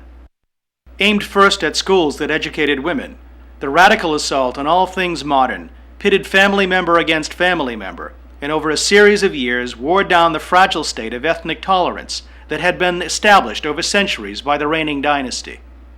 As radical Islamic warlords replaced tribal chieftains and mullahs as regional leaders, Afghanistan returned to a state not known since the days of Genghis Khan, and with the aid of numerous outside supporters, remained that way until the American bombing campaign drove the Taliban from the scene. So we're back. So the women in exile returned. So I'm not sure that clip. Well, the story is about Seema Wali, who is our Afghan partner. Seema ran an organization called Refugee Women in Development, and she was actually one of 3 women who represented the king at the Bonn conference in the creation of the new Afghanistan after the U.S. bombing in 2001. And she has been working, actually she was the first refugee to come to this country in 1978. So when we first connected with her in 1998, it was really, for us, a way to find the heart of Afghanistan effectively. And in working with her, she reinvigorated us and re-inspired us, because we had already reached the point where we knew nobody really wanted the real story of Afghanistan at that point. Do you think, you've been to Washington recently, do you think the Obama administration is any more wise than the previous administration on this subject? Or I think the Obama administration is very well aware of what the circumstances are. The problem is that 30 years ago or 40 years ago, the United States put all its eggs in one basket. That's a military basket. And then with Iraq proceeded to drop the basket. Unfortunately, we were told by congresspeople that quite clearly that they are told by the military what the options are. The military people are the best people that we have. They are very smart, they are very bright, but they are working completely, solely from a military perspective. We do not have the diplomats, we do not have the language people, we do not have the experts, the sociologists. I think we don't have the background to do anything other than a military approach, and if a military approach doesn't work, then what do we do? I think actually the military approach got corrupted. The pure military approach got corrupted by the Bush administration's callous use of basically firing the generals. And so we were eventually left with generals willing to do what Donald Rumsfeld wanted, rather than what they thought was the right thing to do. Well, retired General William Odom, who's since passed away, he was Zbigniew Brzezinski's deputy when he was National Security Advisor back in the 1970s, referred to Iraq as our Stalingrad. So that's the kind of devastation that our own military has endured throughout the Bush years. You saw, there was congressional testimony at the time of making the decision, should we invade Iraq or not? And I recall specific questions being asked, will this interfere with our ability to prosecute the war in Afghanistan? And them staring into the camera saying, be they the civilian leadership or the generals, and saying, no, we can absolutely fight this war on 2 fronts. And then they promptly pull out all the people who could speak the relevant languages. They pulled out all these resources that would have been decisive resources and completely compromised the effort in Afghanistan. No accountability has been held for that. Well, if they had designed a plan to lose in Afghanistan, it wouldn't look any different. In fact, that is actually what you really have to look at sometimes, is the result. And you have to accept the fact that there is an underlying desire to fractionalize Afghanistan, because that is the only thing that seems to be happening. In fact, in 2002, when we were in Afghanistan and the whole build-up to the Iraq War was happening, everybody in Afghanistan knew that it was going to be devastation for Afghanistan. Everybody knew that the withdrawing of the American presence and the financing and of the rebuilding, all the things that needed to be done had not been done. and that was eventually going to come back and haunt us. The Taliban were going to return. Everybody knew that the Taliban had only retrenched back into Pakistan, which is where they came from. And they were sitting there rebuilding, and of course now we all know what happened. Now, I've never been paid by any military institution for that information. I don't know why we knew it and they didn't know it. And to put a point on that, Liz, I think clearly there's been a politicization of the military, and there are arguments within the military. You had General Carl Eikenberry, who very clearly came out against sending 30,000 more troops, saying this is the worst thing we could do. You had General Stanley McChrystal, who spoke out of school and leaked the report, which said that we risk failure in Afghanistan if there is not a major escalation in troops. You don't do that to your president, to your commander-in-chief, and other presidents would have fired him in the same way that Harry Truman fired Douglas MacArthur for taking his advice public rather than arguing it out in a closed room and presenting a unified front. And so basically what we're seeing is a branch of the generalship which is taking the steps which amount to nothing more than a prescription for continued war, long war. There actually is. Well, you had. I was just going to say, sorry, they basically fired Shinseki for telling them the truth. Shinseki, precisely. And he gave them a military judgment which didn't agree with Donald Rumsfeld's military judgment, who's never been trained as a general, has no real logistics understanding whatsoever, and imposed his view on the military. So I mean, I think the dividing line between the military and the civilian side of the business was completely compromised during the Bush era. That's endemic to what's going on in Washington right now. And the fact is that these institutional interests, each one of them, in and of themselves, are so powerful and so influential at this point that no single judgment, no single policy can be formed from it. And that's, I think, what was going on, why it took so long for the administration to come out with a policy itself. Any kind of concrete policy is because you've got a number of competing, interests that are global in their interests. They're not necessarily for the benefit of the United States. They're global interests. They're global oil interests. There are interests in the Middle East that are represented here.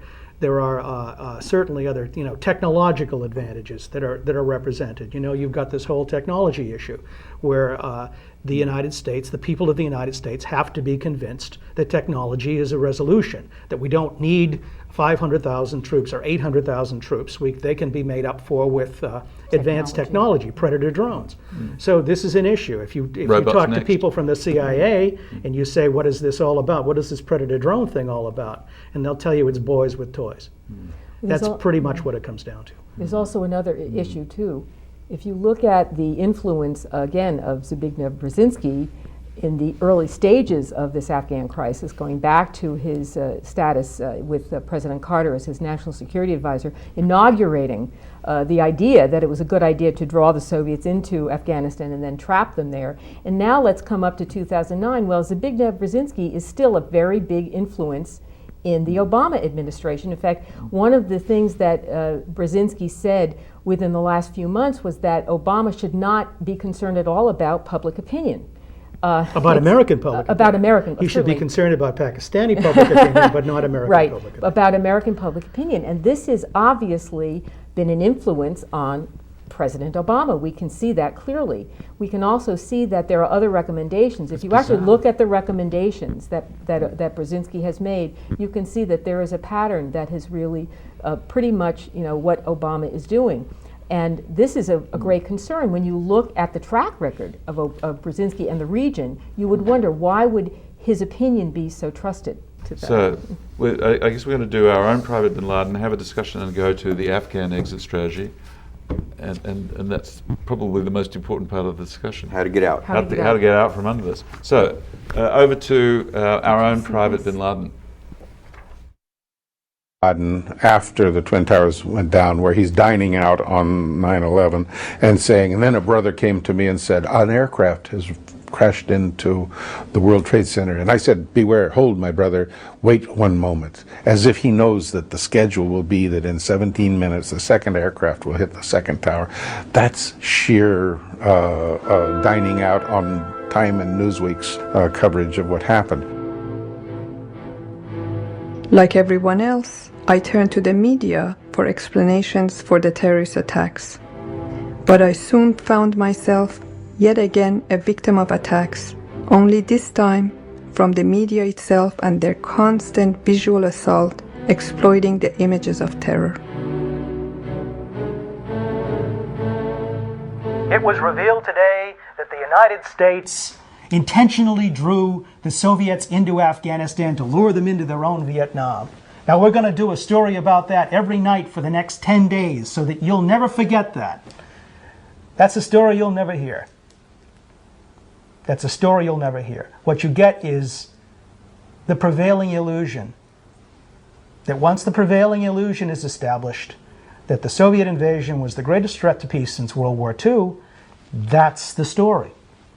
And that will be the story that's written in the history books, and that will be the story that is still repeated. I still pick up the newspaper and read about things that happened in Afghanistan 20 years ago that was a piece of propaganda 20 years ago. It has already been admitted to as a piece of propaganda by someone who wrote a book about it and is laughing about the fact that it was a piece of propaganda and how everybody believed it 20 years ago. And someone's still writing an article based on that comment because they looked it up in a newspaper from 20 years ago and still printing it as fact today. Any serious study of this period, the end game of the Cold War, would have to include an understanding of what the Cold War was to the United States of America. This is the Kremlin, citadel of Russian communism. Looking at Russia, we might see it as a country to be studied, as we study other nations of the world. Yet we know that Russia today is regarded as a grave threat to our nation, to our freedom, to the peace of the world. Why so? Here, in Russia, you see the reason why so many nations are building up their defenses. Here, in Russia, you see the reason why we are spending billions of dollars in defense production. The leaders of Russia tell us their only concern is the defense of their own nation. Is this so? Or are they ambitious for world conquest?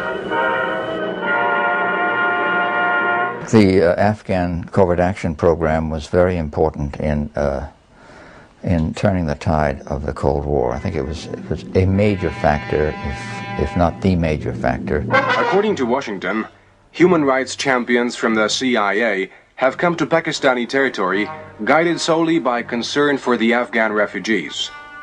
Zbigniew Brzezinski, the United States President's national security advisor, explained in no uncertain terms what lay behind that propaganda ploy. He showed the object of intervention, Afghanistan, to the ringleaders of the mercenaries. There were 2 points of view in the Carter administration during that time period, which was really a problem for the United States. One viewpoint viewed the Soviet Union as an aggressive force bent on conquering the Persian Gulf. The other view, which was the State Department Cyrus Vance view, viewed the Soviets as mainly interested in protecting their southern border. So there was always this constant back and forth. Over Afghanistan, it all came home. Afghanistan became the place where all the projections and all the wish fulfillments all met from one side. And that was the point in time in which American politics changed forever.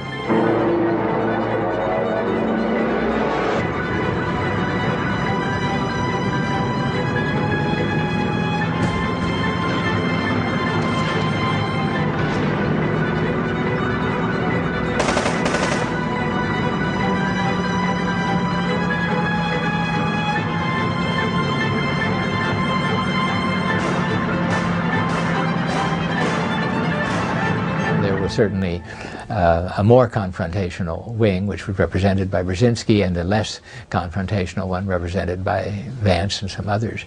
And Carter himself moved back and forth. The ultimate responsibility is totally Jimmy Carter's. It's got to be the president who sifts out these different strains of advice. Point man, if you will, was Brzezinski. Zbigniew Brzezinski was the guy who really got the whole Afghan business in motion. Zbigniew Brzezinski was as hard an anti-communist fanatic as has ever been in the American government. He couldn't get over what the Russians did in Poland. There was no way he was ever going to give them an inch on anything, and he led Carter into the hardest possible line position on what to do about the Russians in Afghanistan. Zbigniew Brzezinski has done an interview in which he has stated quite clearly that he was intentionally luring the Soviets to their destruction at least as early as July of 1979, 6 months before they entered. He suggested with this interview that by helping the Mujahideen 6 months before the Soviet came into Afghanistan, it was the beginning of the fall of the Soviet Empire.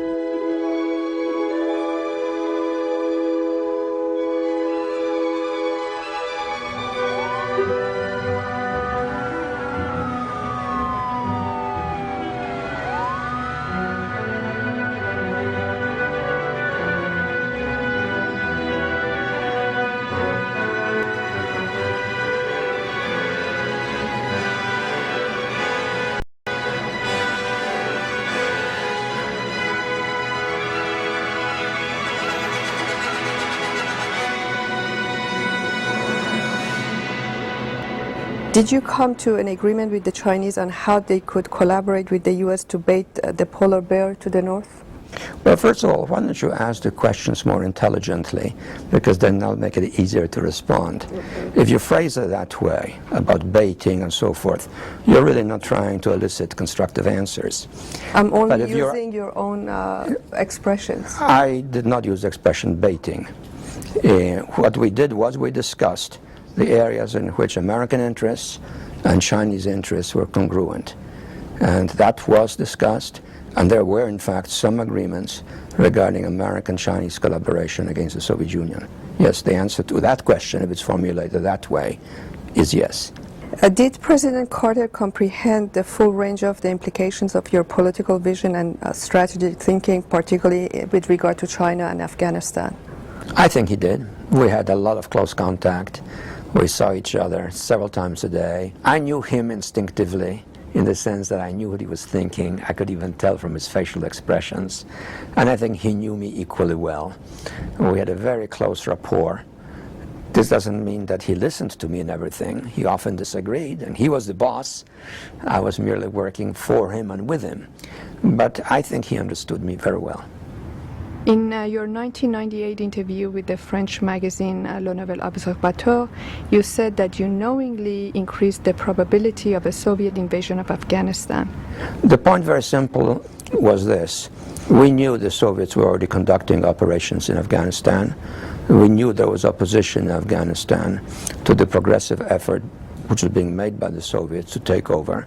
And we felt, therefore, it made a lot of sense to support those who were resisting. And we decided to do that. This, of course, probably convinced the Soviets even more to do what they were planning to do, which was to try to make a general takeover of the country by force of arms, and got them embroiled in an adventure which proved disastrous for them. In the same interview, you were asked whether you regretted having supported Islamic fundamentalists and having armed future terrorists. Your reply was, what is more important in the history of the world, the Taliban or the collapse of the Soviet Empire and the end of the Cold War? Do you still stand by this statement? It sounds like a very free translation of a comment regarding the importance of the Taliban. The Taliban itself wasn't very important. What was important was the fact that the Soviets pulverized Afghanistan, really destroyed it, and polarized it, and subsequently produced the circumstances which are still confronting us in Afghanistan and that part of the world. But the fact that the Soviets became involved in an adventure which they could not win was positive from the standpoint of the West. Don't forget, the Soviets were busy training terrorists all over the place in the 80s. They had camps all over the Soviet Union for terrorist activity. Can you imagine what the world would be like today if there was still a Soviet Union? So yes, compared to the Soviet Union and to its collapse, the Taliban were unimportant. So you're suggesting that it was the Soviets who instrumentalized Islam? Yes, well, who else? Unless you think it's us or Israel. Against the US and Israel. Against the West. Against the West. Against the West. Against what they considered to be the infidels. The concept of the jihad was born as a consequence of the Soviet invasion of Afghanistan. And who gave them the arms, the aid, and the financial support to fight against the Soviets? A lot of countries did, because if the Soviets had won, it would have been even worse. Unless you believe that the Soviets should have been assisted or permitted to win.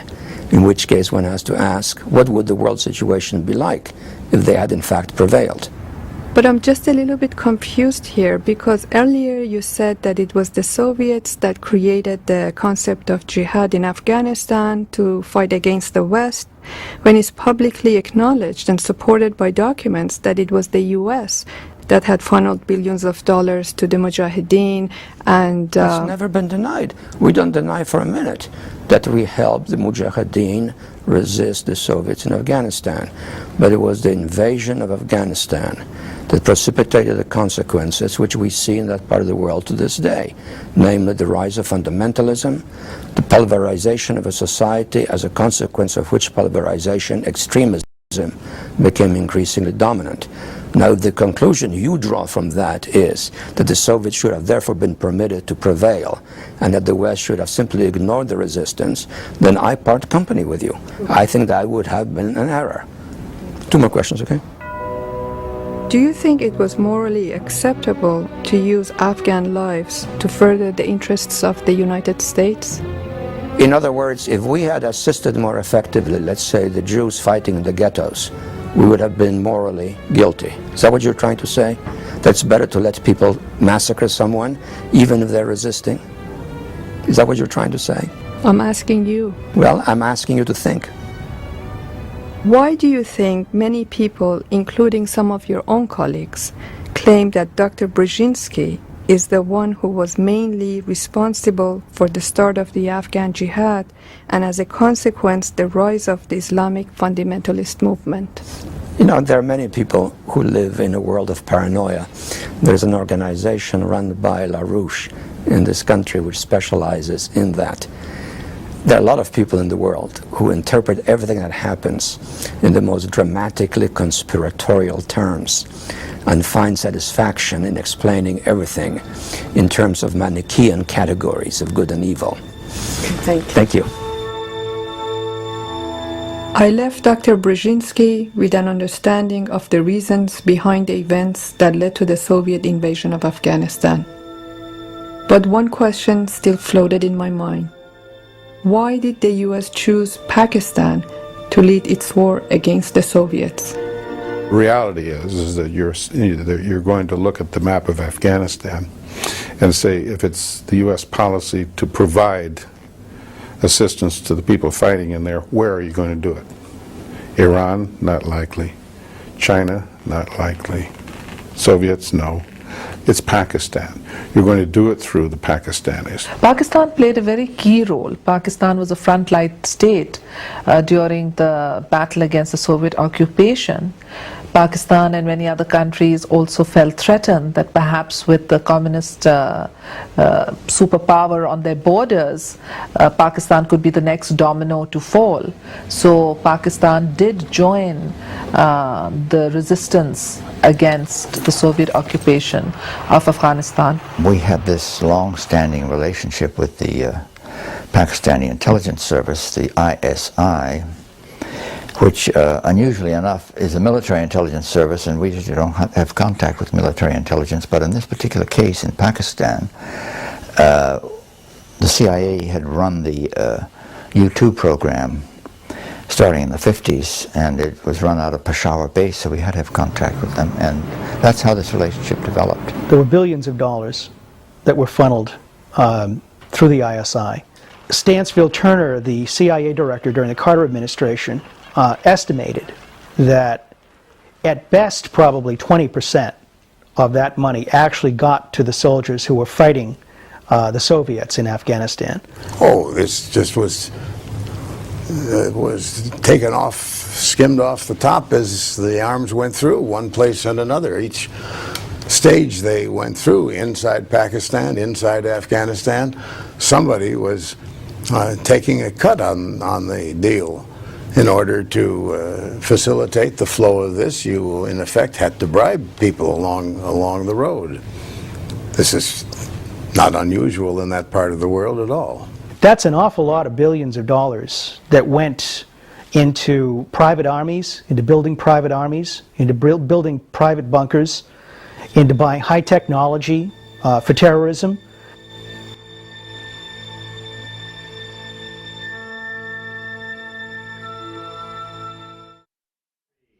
And we're back. So Zbigniew Brzezinski reminded me of my very young son when he threw things out of the high chair on the floor and stared over and said, "Fall, mess." It was really absolutely staggering to watch him completely deny responsibility for having trained the Mujahideen, armed them, financed them, but that was somehow the Soviets' fault. What? And he made a very telling remark when he said, "Whatever I did, it would have been worse had the Soviets won." And so there was always a way to justify it in his mind, which right there, let's just say it like it is, that's a lie. The Soviets were not trying to win anything. To reiterate, let's assume they had. Let's assume they occupied Afghanistan.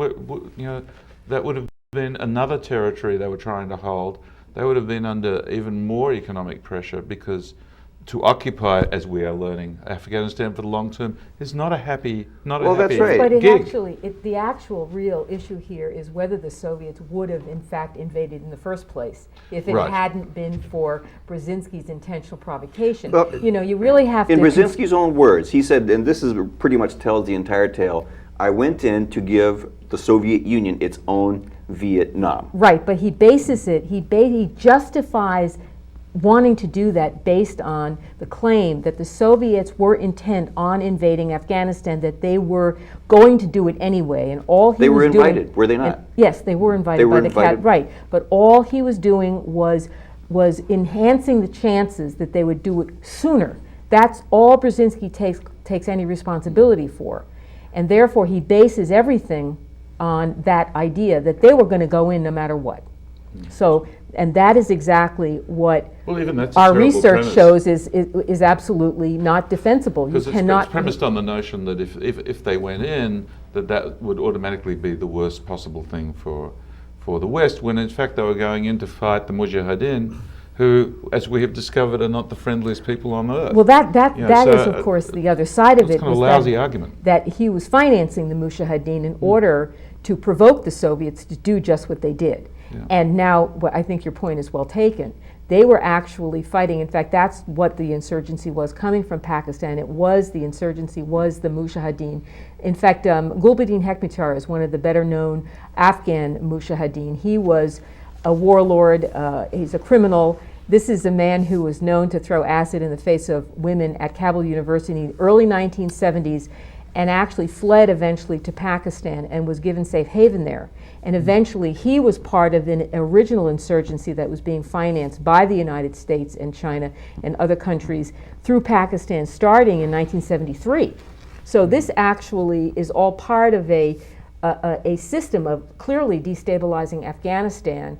And eventually what happened when Ambassador Dubs was assassinated, February of 1979, it really opened up the floodgates for Brzezinski, because that really created the idea that things were really getting out of control, and whether there was Soviet complicity in the assassination, there was never any evidence. There was no evidence that in fact was true, but there was so much wild speculation going on at the time that it just allowed Brzezinski to really ratchet up his plans. Well, actually in the summer of 1978, Brzezinski had pulled a coup inside the administration. He'd got control of the CIA, of Charles Cogan's Directorate of Operations from the State Department. It had been under the control of Cyrus Vance up to that point. So in the summer of '78, he convinced President Carter that he should have control of it. And so from that moment on... Did Vance resign then, or something? Vance wrote in his memoirs, he was very bitter. It was a constant struggle. And when we interviewed Paul Warnke back in 1993, at this point, was the last time we spoke with him. He's since passed away. I wish he was here now to clarify some of the issues. But Paul Warnke had negotiated the SALT II treaty. And he said if you listen to Carter's speeches, he said, you'll hear clearly. He said that Carter's speaking, he's speaking Cyrus Vance in one part of his address, and then he's speaking Zbigniew Brzezinski. He's speaking out of both sides of his of the issue, and he said that there clearly was no central theme of the Carter administration, and unfortunately, we're seeing the same kind of behavior coming out of Washington today. Clearly. And Brzezinski is there again. Obama's words lately betray that very well. You hear his speeches and the speeches by his officials. There seems to be a very good understanding that this cannot be won in a military way. He said numerous times that there is no military solution here. So what does he do? He proposes a military solution, and it's almost a sort of schizophrenia. Well, it's a temporary military solution that I think is what. Well, that's the marketing angle, right? But there's no such thing in Afghanistan. No. But we're dealing with, though, is 74 U.S. bases in Afghanistan. So we are dealing with a very serious military escalation that I don't think that is understood by Americans in terms of its implications for the region. We're going to go to the Afghan exit strategy, but one question before we flip to that clip is, if Hamid Karzai is not a viable national government and they can't on their own mount a defense, and it's considered undesirable for many reasons for the Taliban to be the dominant government of Afghanistan, what is preempting a little bit the exit strategy? What is the solution to a stable, relatively neutral Afghanistan? Selig Harrison has a suggestion that's, I believe it's been published in The Nation magazine. His suggestion is that Afghanistan be returned to its neutral buffer status once again, to the status that it's held since the British and the Russians faced off there in the 19th century. That it be demilitarized, essentially, be a demilitarized zone once again. And that, of course, is going to conflict with what Washington wants. Washington still wants to use Afghanistan as a forward base to control oil supplies in that part of the world. Oh, absolutely. They're apparently using it as a roadblock to allowing Iran to export oil. Iran, and also is a hedge against Chinese or Russian influence there. So that's the great game, And what's being missed here is the very apparent truth that the best bulwark that America possibly has against terrorism in Afghanistan is the Afghan people themselves, not the warlords, not the Karzai government. Right. The very people we've been ignoring and allowing to live in literal starvation and misery. There is still a 25% infant mortality rate. The average lifespan is 43. 35% of people are malnourished, if not starving, in Afghanistan. And so to answer your question, if you speak to the civil society actors, what they would do, in Afghanistan to come up with a stable society, what we should be doing is pumping money, a very small fraction of what we spend on military operations, into civilian projects that pay the poorest of Afghans, because let me tell you something, they cannot wait to be able to turn their guns on the Taliban and Al-Qaeda themselves, on the Taliban commanders, and it happened. It happened when I was there. There were reports coming in from the countryside where a Taliban recruit, young man who needed the $10 a day because he had no other way to feed his family, was ordered to execute an attack that would result in numerous civilian casualties. He said to himself, I'm an Afghan, this is not what I got into it for. Sprayed the room, turned his gun on his commanders, and killed 7 Taliban commanders. And so there is really no love lost between the ordinary Afghan and the people that come in with the money, and they fight only for the money, probably 70 to 90%. So as Liz was saying earlier, it's almost mind-blowing for the American to hear this, to say, how can something that can be ended so simply? Right. Well, you see, you really have to go back and look at the fact that in 2001, the Afghans were really not given a choice with Karzai in the first place. So you really have to appreciate that. Yeah, that's becoming more apparent. So let's finish off with the Afghan exit strategy clip, and then we'll have a good discussion about how to get out from this mess.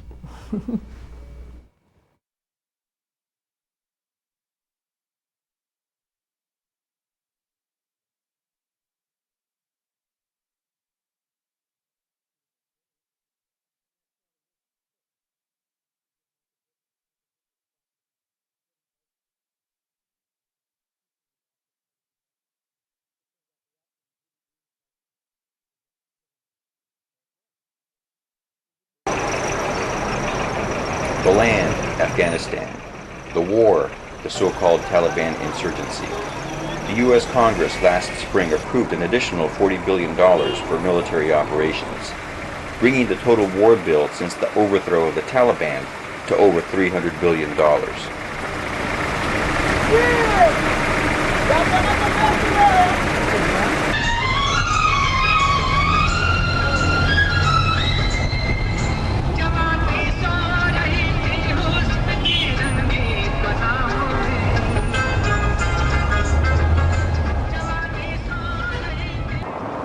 What has the U.S. gotten for its money? This year, the violence hit an all-time high. It has been the deadliest for both U.S. soldiers and Afghan civilians alike. This is in contrast to the relative peace prior to 2005, when car bombs and suicide attacks were virtually unheard of. After being soundly defeated after 9/11, the Taliban presence in the countryside is strong and on the rise. I will make it quick. I have a huge favor to ask you. The Taliban is unpopular, but few outside the country know that it pays a wage to fighters who can find no other jobs. I'm trying. Can you hear me now? 8 full years after NATO's presence began, unemployment remains at 40%, and poverty is wretched. We went to interview Afghans about unemployment. Numerous sources, including high-ranking U.S. military officers and Afghan government ministers, put unemployment at the heart of the renewed insurgency. I was wondering if Joanne or yourself would be able to make it instead of me. My Afghan colleague is on the phone with his employer to get the okay to extend his stay. We found the unemployed in legions in Kabul's city squares. We found men of every age waiting for work of any kind. The option of applying for work is non-existent. Yeah, I will. There is no place to apply. Thank you very much. Waiting in one of the squares for work is one's best chance, but not a good one. I already asked them to book my flight, ticket, stay there, hotel and everything. So everything is in the mining. But except for the ticket, flight ticket, that's what Yeah? The flight ticket is not non-transfer. You probably have to cancel it and then get it. Right.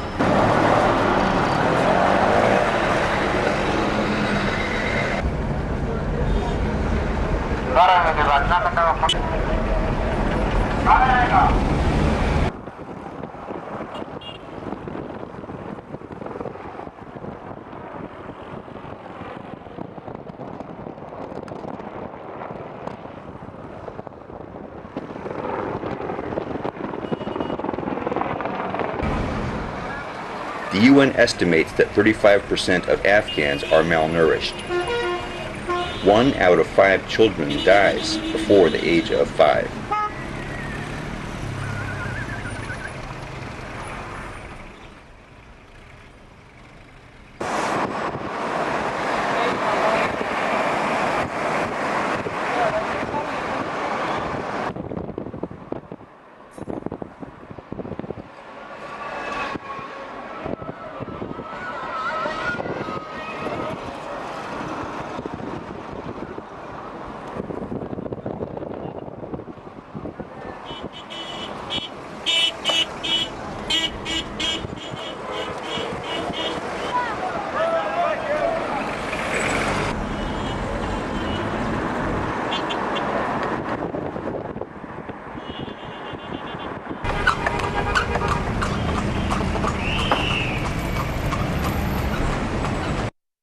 In January of 2008, the 5-star Serena Hotel in Kabul was hit by the Taliban, killing 8 people.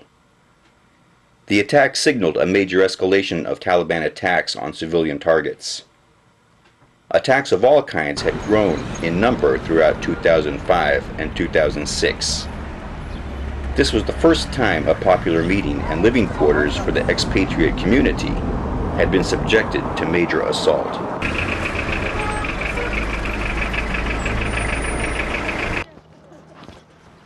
What is the connection between unemployment and the insurgency?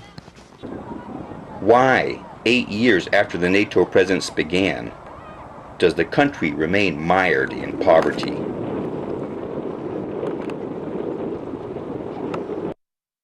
This is the National Stadium, where during the Taliban's reign, public executions and mutilations took place. The gory spectacle served as both reinforcement of rule by fear and Friday night entertainment.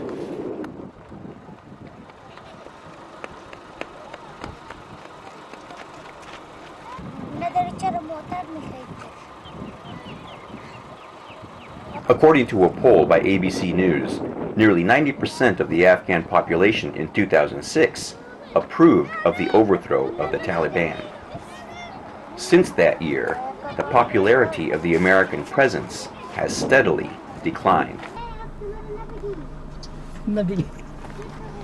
A report written by Oxfam in 2008 revealed that up to 40% of non-military aid to Afghanistan went to corporate profits for foreign contractors like DynCorp and the Louis Berger Group.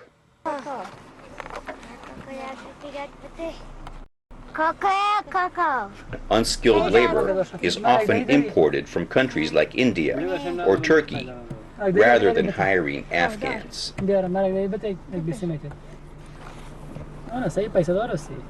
اینا رم خیرات جمع کنیم پیسه دار چیست؟ خیرات جمع نکنیم گفتم نبرو برو بخر بیار بفروش من اون کاکا داره بسیار دارم مگه ندارم 20 متر یک دیگه بس بتشه اون کاکا اونم کاکا میگم اونی دارم اونی چی داری؟ فلسیا دارم بده خیرات داره پا بده نه 565 برو They had change? Yeah.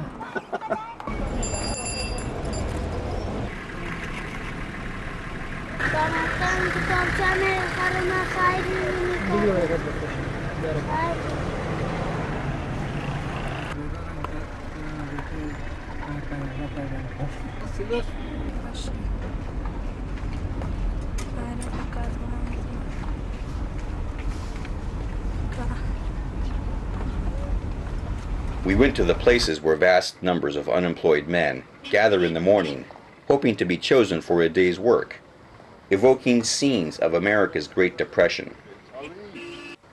The going wage for unskilled labor is about $4 a day. The work could be in construction, hauling or clearing, painting, or any menial job. Though signs abound of the Afghan entrepreneurial spirit, the need for work and the daily struggle for survival is overwhelming.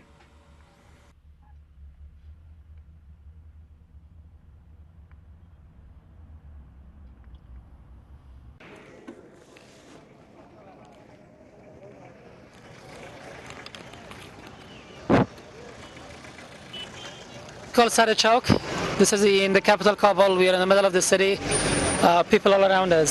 This is one of the areas where the unemployed people come in the morning and they're looking for jobs here. I'll give them a brief intro of who we are and then I'll ask them a couple of questions. Salam alaikum brother. Salam alaikum. روز مزدورگار هستین کلتون؟ ما به در امروی کدام مؤسسه دولت کسی نیستیم. فقط خبرنگار هستیم. آمدیم میخوایم از مردم پرسان کنیم که بیکاری چی رقم موضوع اینجا؟ چقدر مردم بیکار است؟ چند عاید میگیرن روزانه؟ چقدر کار پیدا میکنین نمیکنین؟ و مشکلات روزانه‌تون چی رقم است؟ تقریبا میفهمید چند نفر اینجا استاد هستن؟ روزانه چند نفر میاد؟ اینجا تقریبا 1000 نفر است. تا 1000 نفر اینجا میاد تقریبا. On a daily basis, about 1,000 to 1,500 people gather here looking for jobs. Basically, people pick us up, they take us to their homes, any housework. It might be just building their terrace, it might be some work to do around their own house. دوامدار کار کنه، دوامدار کار نکنه، فلو برق به تو، فلو گاز به تو، فلو آب به تو، دیگه وام نمیشه دیگه. With one person wage, you can't feed the whole family. It is very difficult, but you can still barely feed a family. You can buy some potatoes, you can buy some onions, and you can make basic food and pay your bills and so on. تشکر بسیار زیاد برای زنده باشید. زنده باشید. تشکر. تشکر.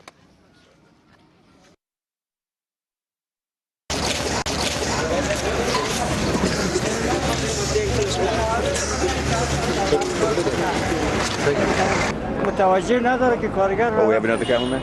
Yeah. Here he is. When is the last time you got work from here? روز چند دفعه میای اینا چه وقت روزن کار پیدا بشه یک روز کار است در روز کار نیست هفته یک روز دو روز اگه در کار If you're lucky enough you get a job once or twice a week روز مزدوری چند میده؟ روز مزدوری 200 They get paid 200 rupees which is $4 a day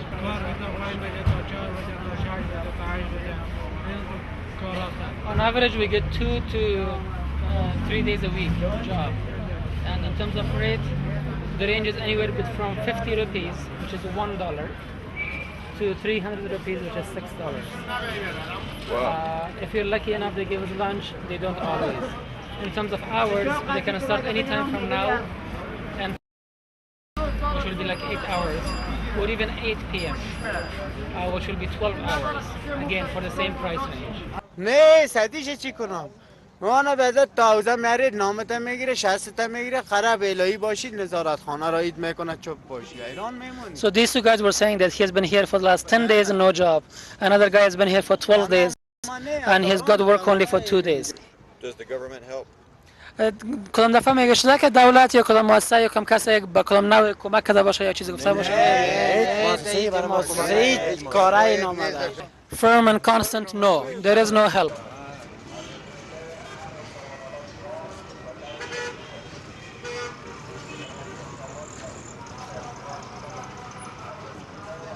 مگر روز یکونی ساعت 2 ساعت 3 ساعت پیدا میکنم saying the same thing that I make on average 150 200 rupees a day $3 to $4 a day یک کسی را آوردیم که امروز طبقه سرمایه‌دار روز تا روز رشد کنه میره ما در خاک پایمال هستیم به یک کرومنان به یک نان قاق یعنی قصه احتیاج هستیم نان از کافروشی میگیریم میخوریم احتیاج فقیری در بدر هستیم باید مردم افغانستان علیه سردمدارای چی قیام کنه این که حکومت از بین ببره که حکومت منظم خدمتگار وطن دوستداری همه ملت خود باشه نه که مثلا 4 تا سرمایه‌دار میره رشد میکنه ما را دیروز پریروز یک نفر سرمایه‌دار سری کار برده لد کوبی ما را کرده میکشیم مگه کی باز خواستید میکنه When there was communism, at least they cared about the people. They cared about the people at the bottom of the society. Now we have a society where rich people get richer on a daily basis and poor people get poorer on a daily basis. I was taken up by a couple of people last time. I was beaten up by them and they would say, who is going to ask about you? Who is going to care about you? We got rid of the communist society hoping for something better, but every other day is worse than the previous.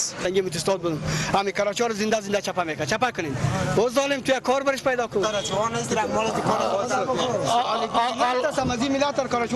All we get from the government is beat up. All we get from the authorities is a beat up around our head. Why? Because we are blocking the road, because we are blocking the pathway, we are here and there, we are not supposed to be here, we are not supposed to be there. People come with ideas from outside, they come from the Western world and they want to make Kabul a Western country. But we don't have any factories, we don't have any places where people could work, where people could get jobs. There are no permanent sources of employment for people who are not skilled like us. تشکر بسیار زیاد. خیر شما تشکر. Thank you. Yes.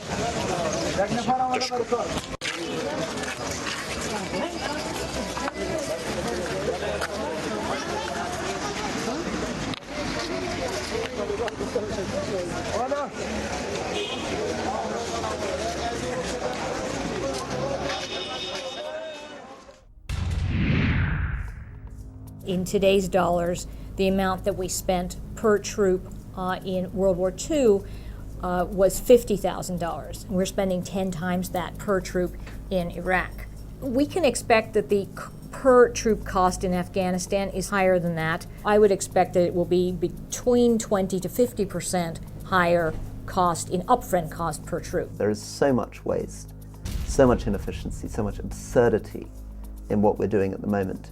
These enormous funds that did go out to Afghanistan, but they were given, the money was given to contractors who subsequently subcontracted and subcontracted, and by the time you get to how much money reaches the ground, maybe 40 or 50% of that money actually reached the ground for the projects, because all these subcontractors were taking 10% off as profit. Right now, Pakistan is the most dangerous country in the world. It's nuclear armed, it's highly unstable, and the breakup of that country and the emergence of kind of a nuclear armed Pashtunistan controlled by Al-Qaeda would be something like the worst nightmare in the world. The worst scenario is one in which our efforts to project military power into Pakistan in order to try to stabilize Afghanistan have the unintended consequence of destabilizing Pakistan. It should be engraved on the minds of every American diplomat everywhere in the world. Do nothing that will further destabilize Pakistan.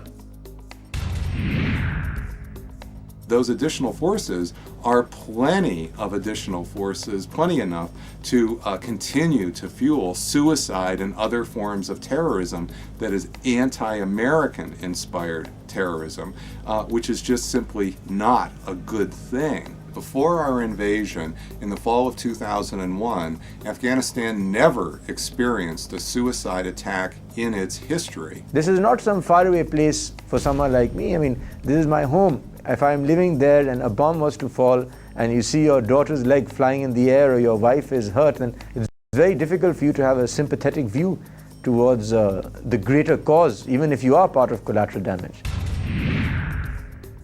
It is a big tragedy, I think, that the new administration hasn't used the fact that it's got a healthy mandate to develop an exit strategy and announce it like they've done in Iraq and move out fairly quickly. We have not yet gotten to a strategy that actually admits an exit. You can't go to war, send Americans in harm's way, spend billions and billions of dollars without having an objective so that you'll know, A, whether it's achievable, and B, when you've achieved it. There is a need of for U.S. to think about another way to deal with this, not in the fighting way. If Taliban also join with us and they come and participate in the government and the parliament, situation will change very soon. An exit strategy by the United States with the assistance of regional powers, I think in the medium term is the only possible solution. A sustained, well-resourced, multilateral police effort to identify and root out terrorist networks. Again, something that is accomplished not through invading and occupied countries. Well, we've come very close to the end of the program, but I'd like to get each of your summaries about how we get out of this mess. Well, I mean, the United States is really up against itself in Afghanistan. This was a self-made problem. It was engineered and designed by America's foreign policy makers back in the 1970s, who picked it up from the British foreign policy makers of the 19th century and early 20th century. So the imperialist school. The imperialist school, and we're still, unfortunately, following in the same approach that the 19th century colonialists, both Russian and British, followed.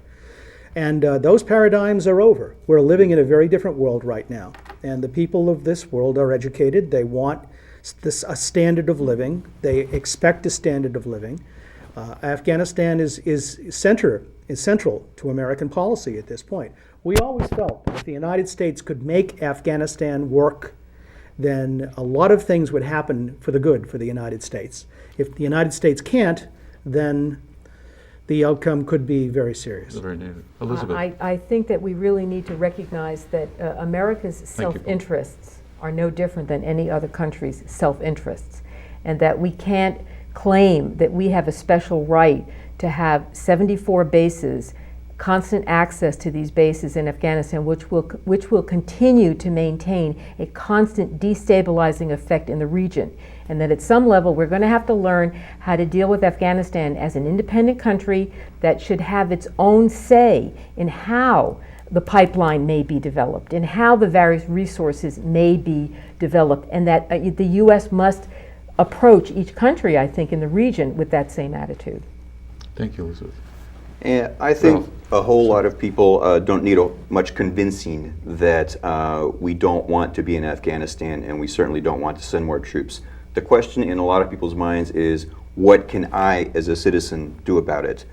There's a preconception that only the president in the United States determines foreign policy and says what goes. But this is a mistake. The Constitution gives the Congress equal powers. The president can declare a war and be commander-in-chief, but the Congress has to fund it. People in Massachusetts occupy a very fortunate position in that they have a very powerful congressman, Senator John Kerry, who can take a strong stand against this and stop it. Well, thank you. I want to thank you, Paul, Elizabeth, and Ralph for joining us tonight at the Graveyard of Empires. Well, let's hope that our empire doesn't end up in a graveyard, and that we find a more gentle exit from the role of empire. Exactly. So thank you all again for joining us. Thank you, David. Thank you. Tonight, and good night.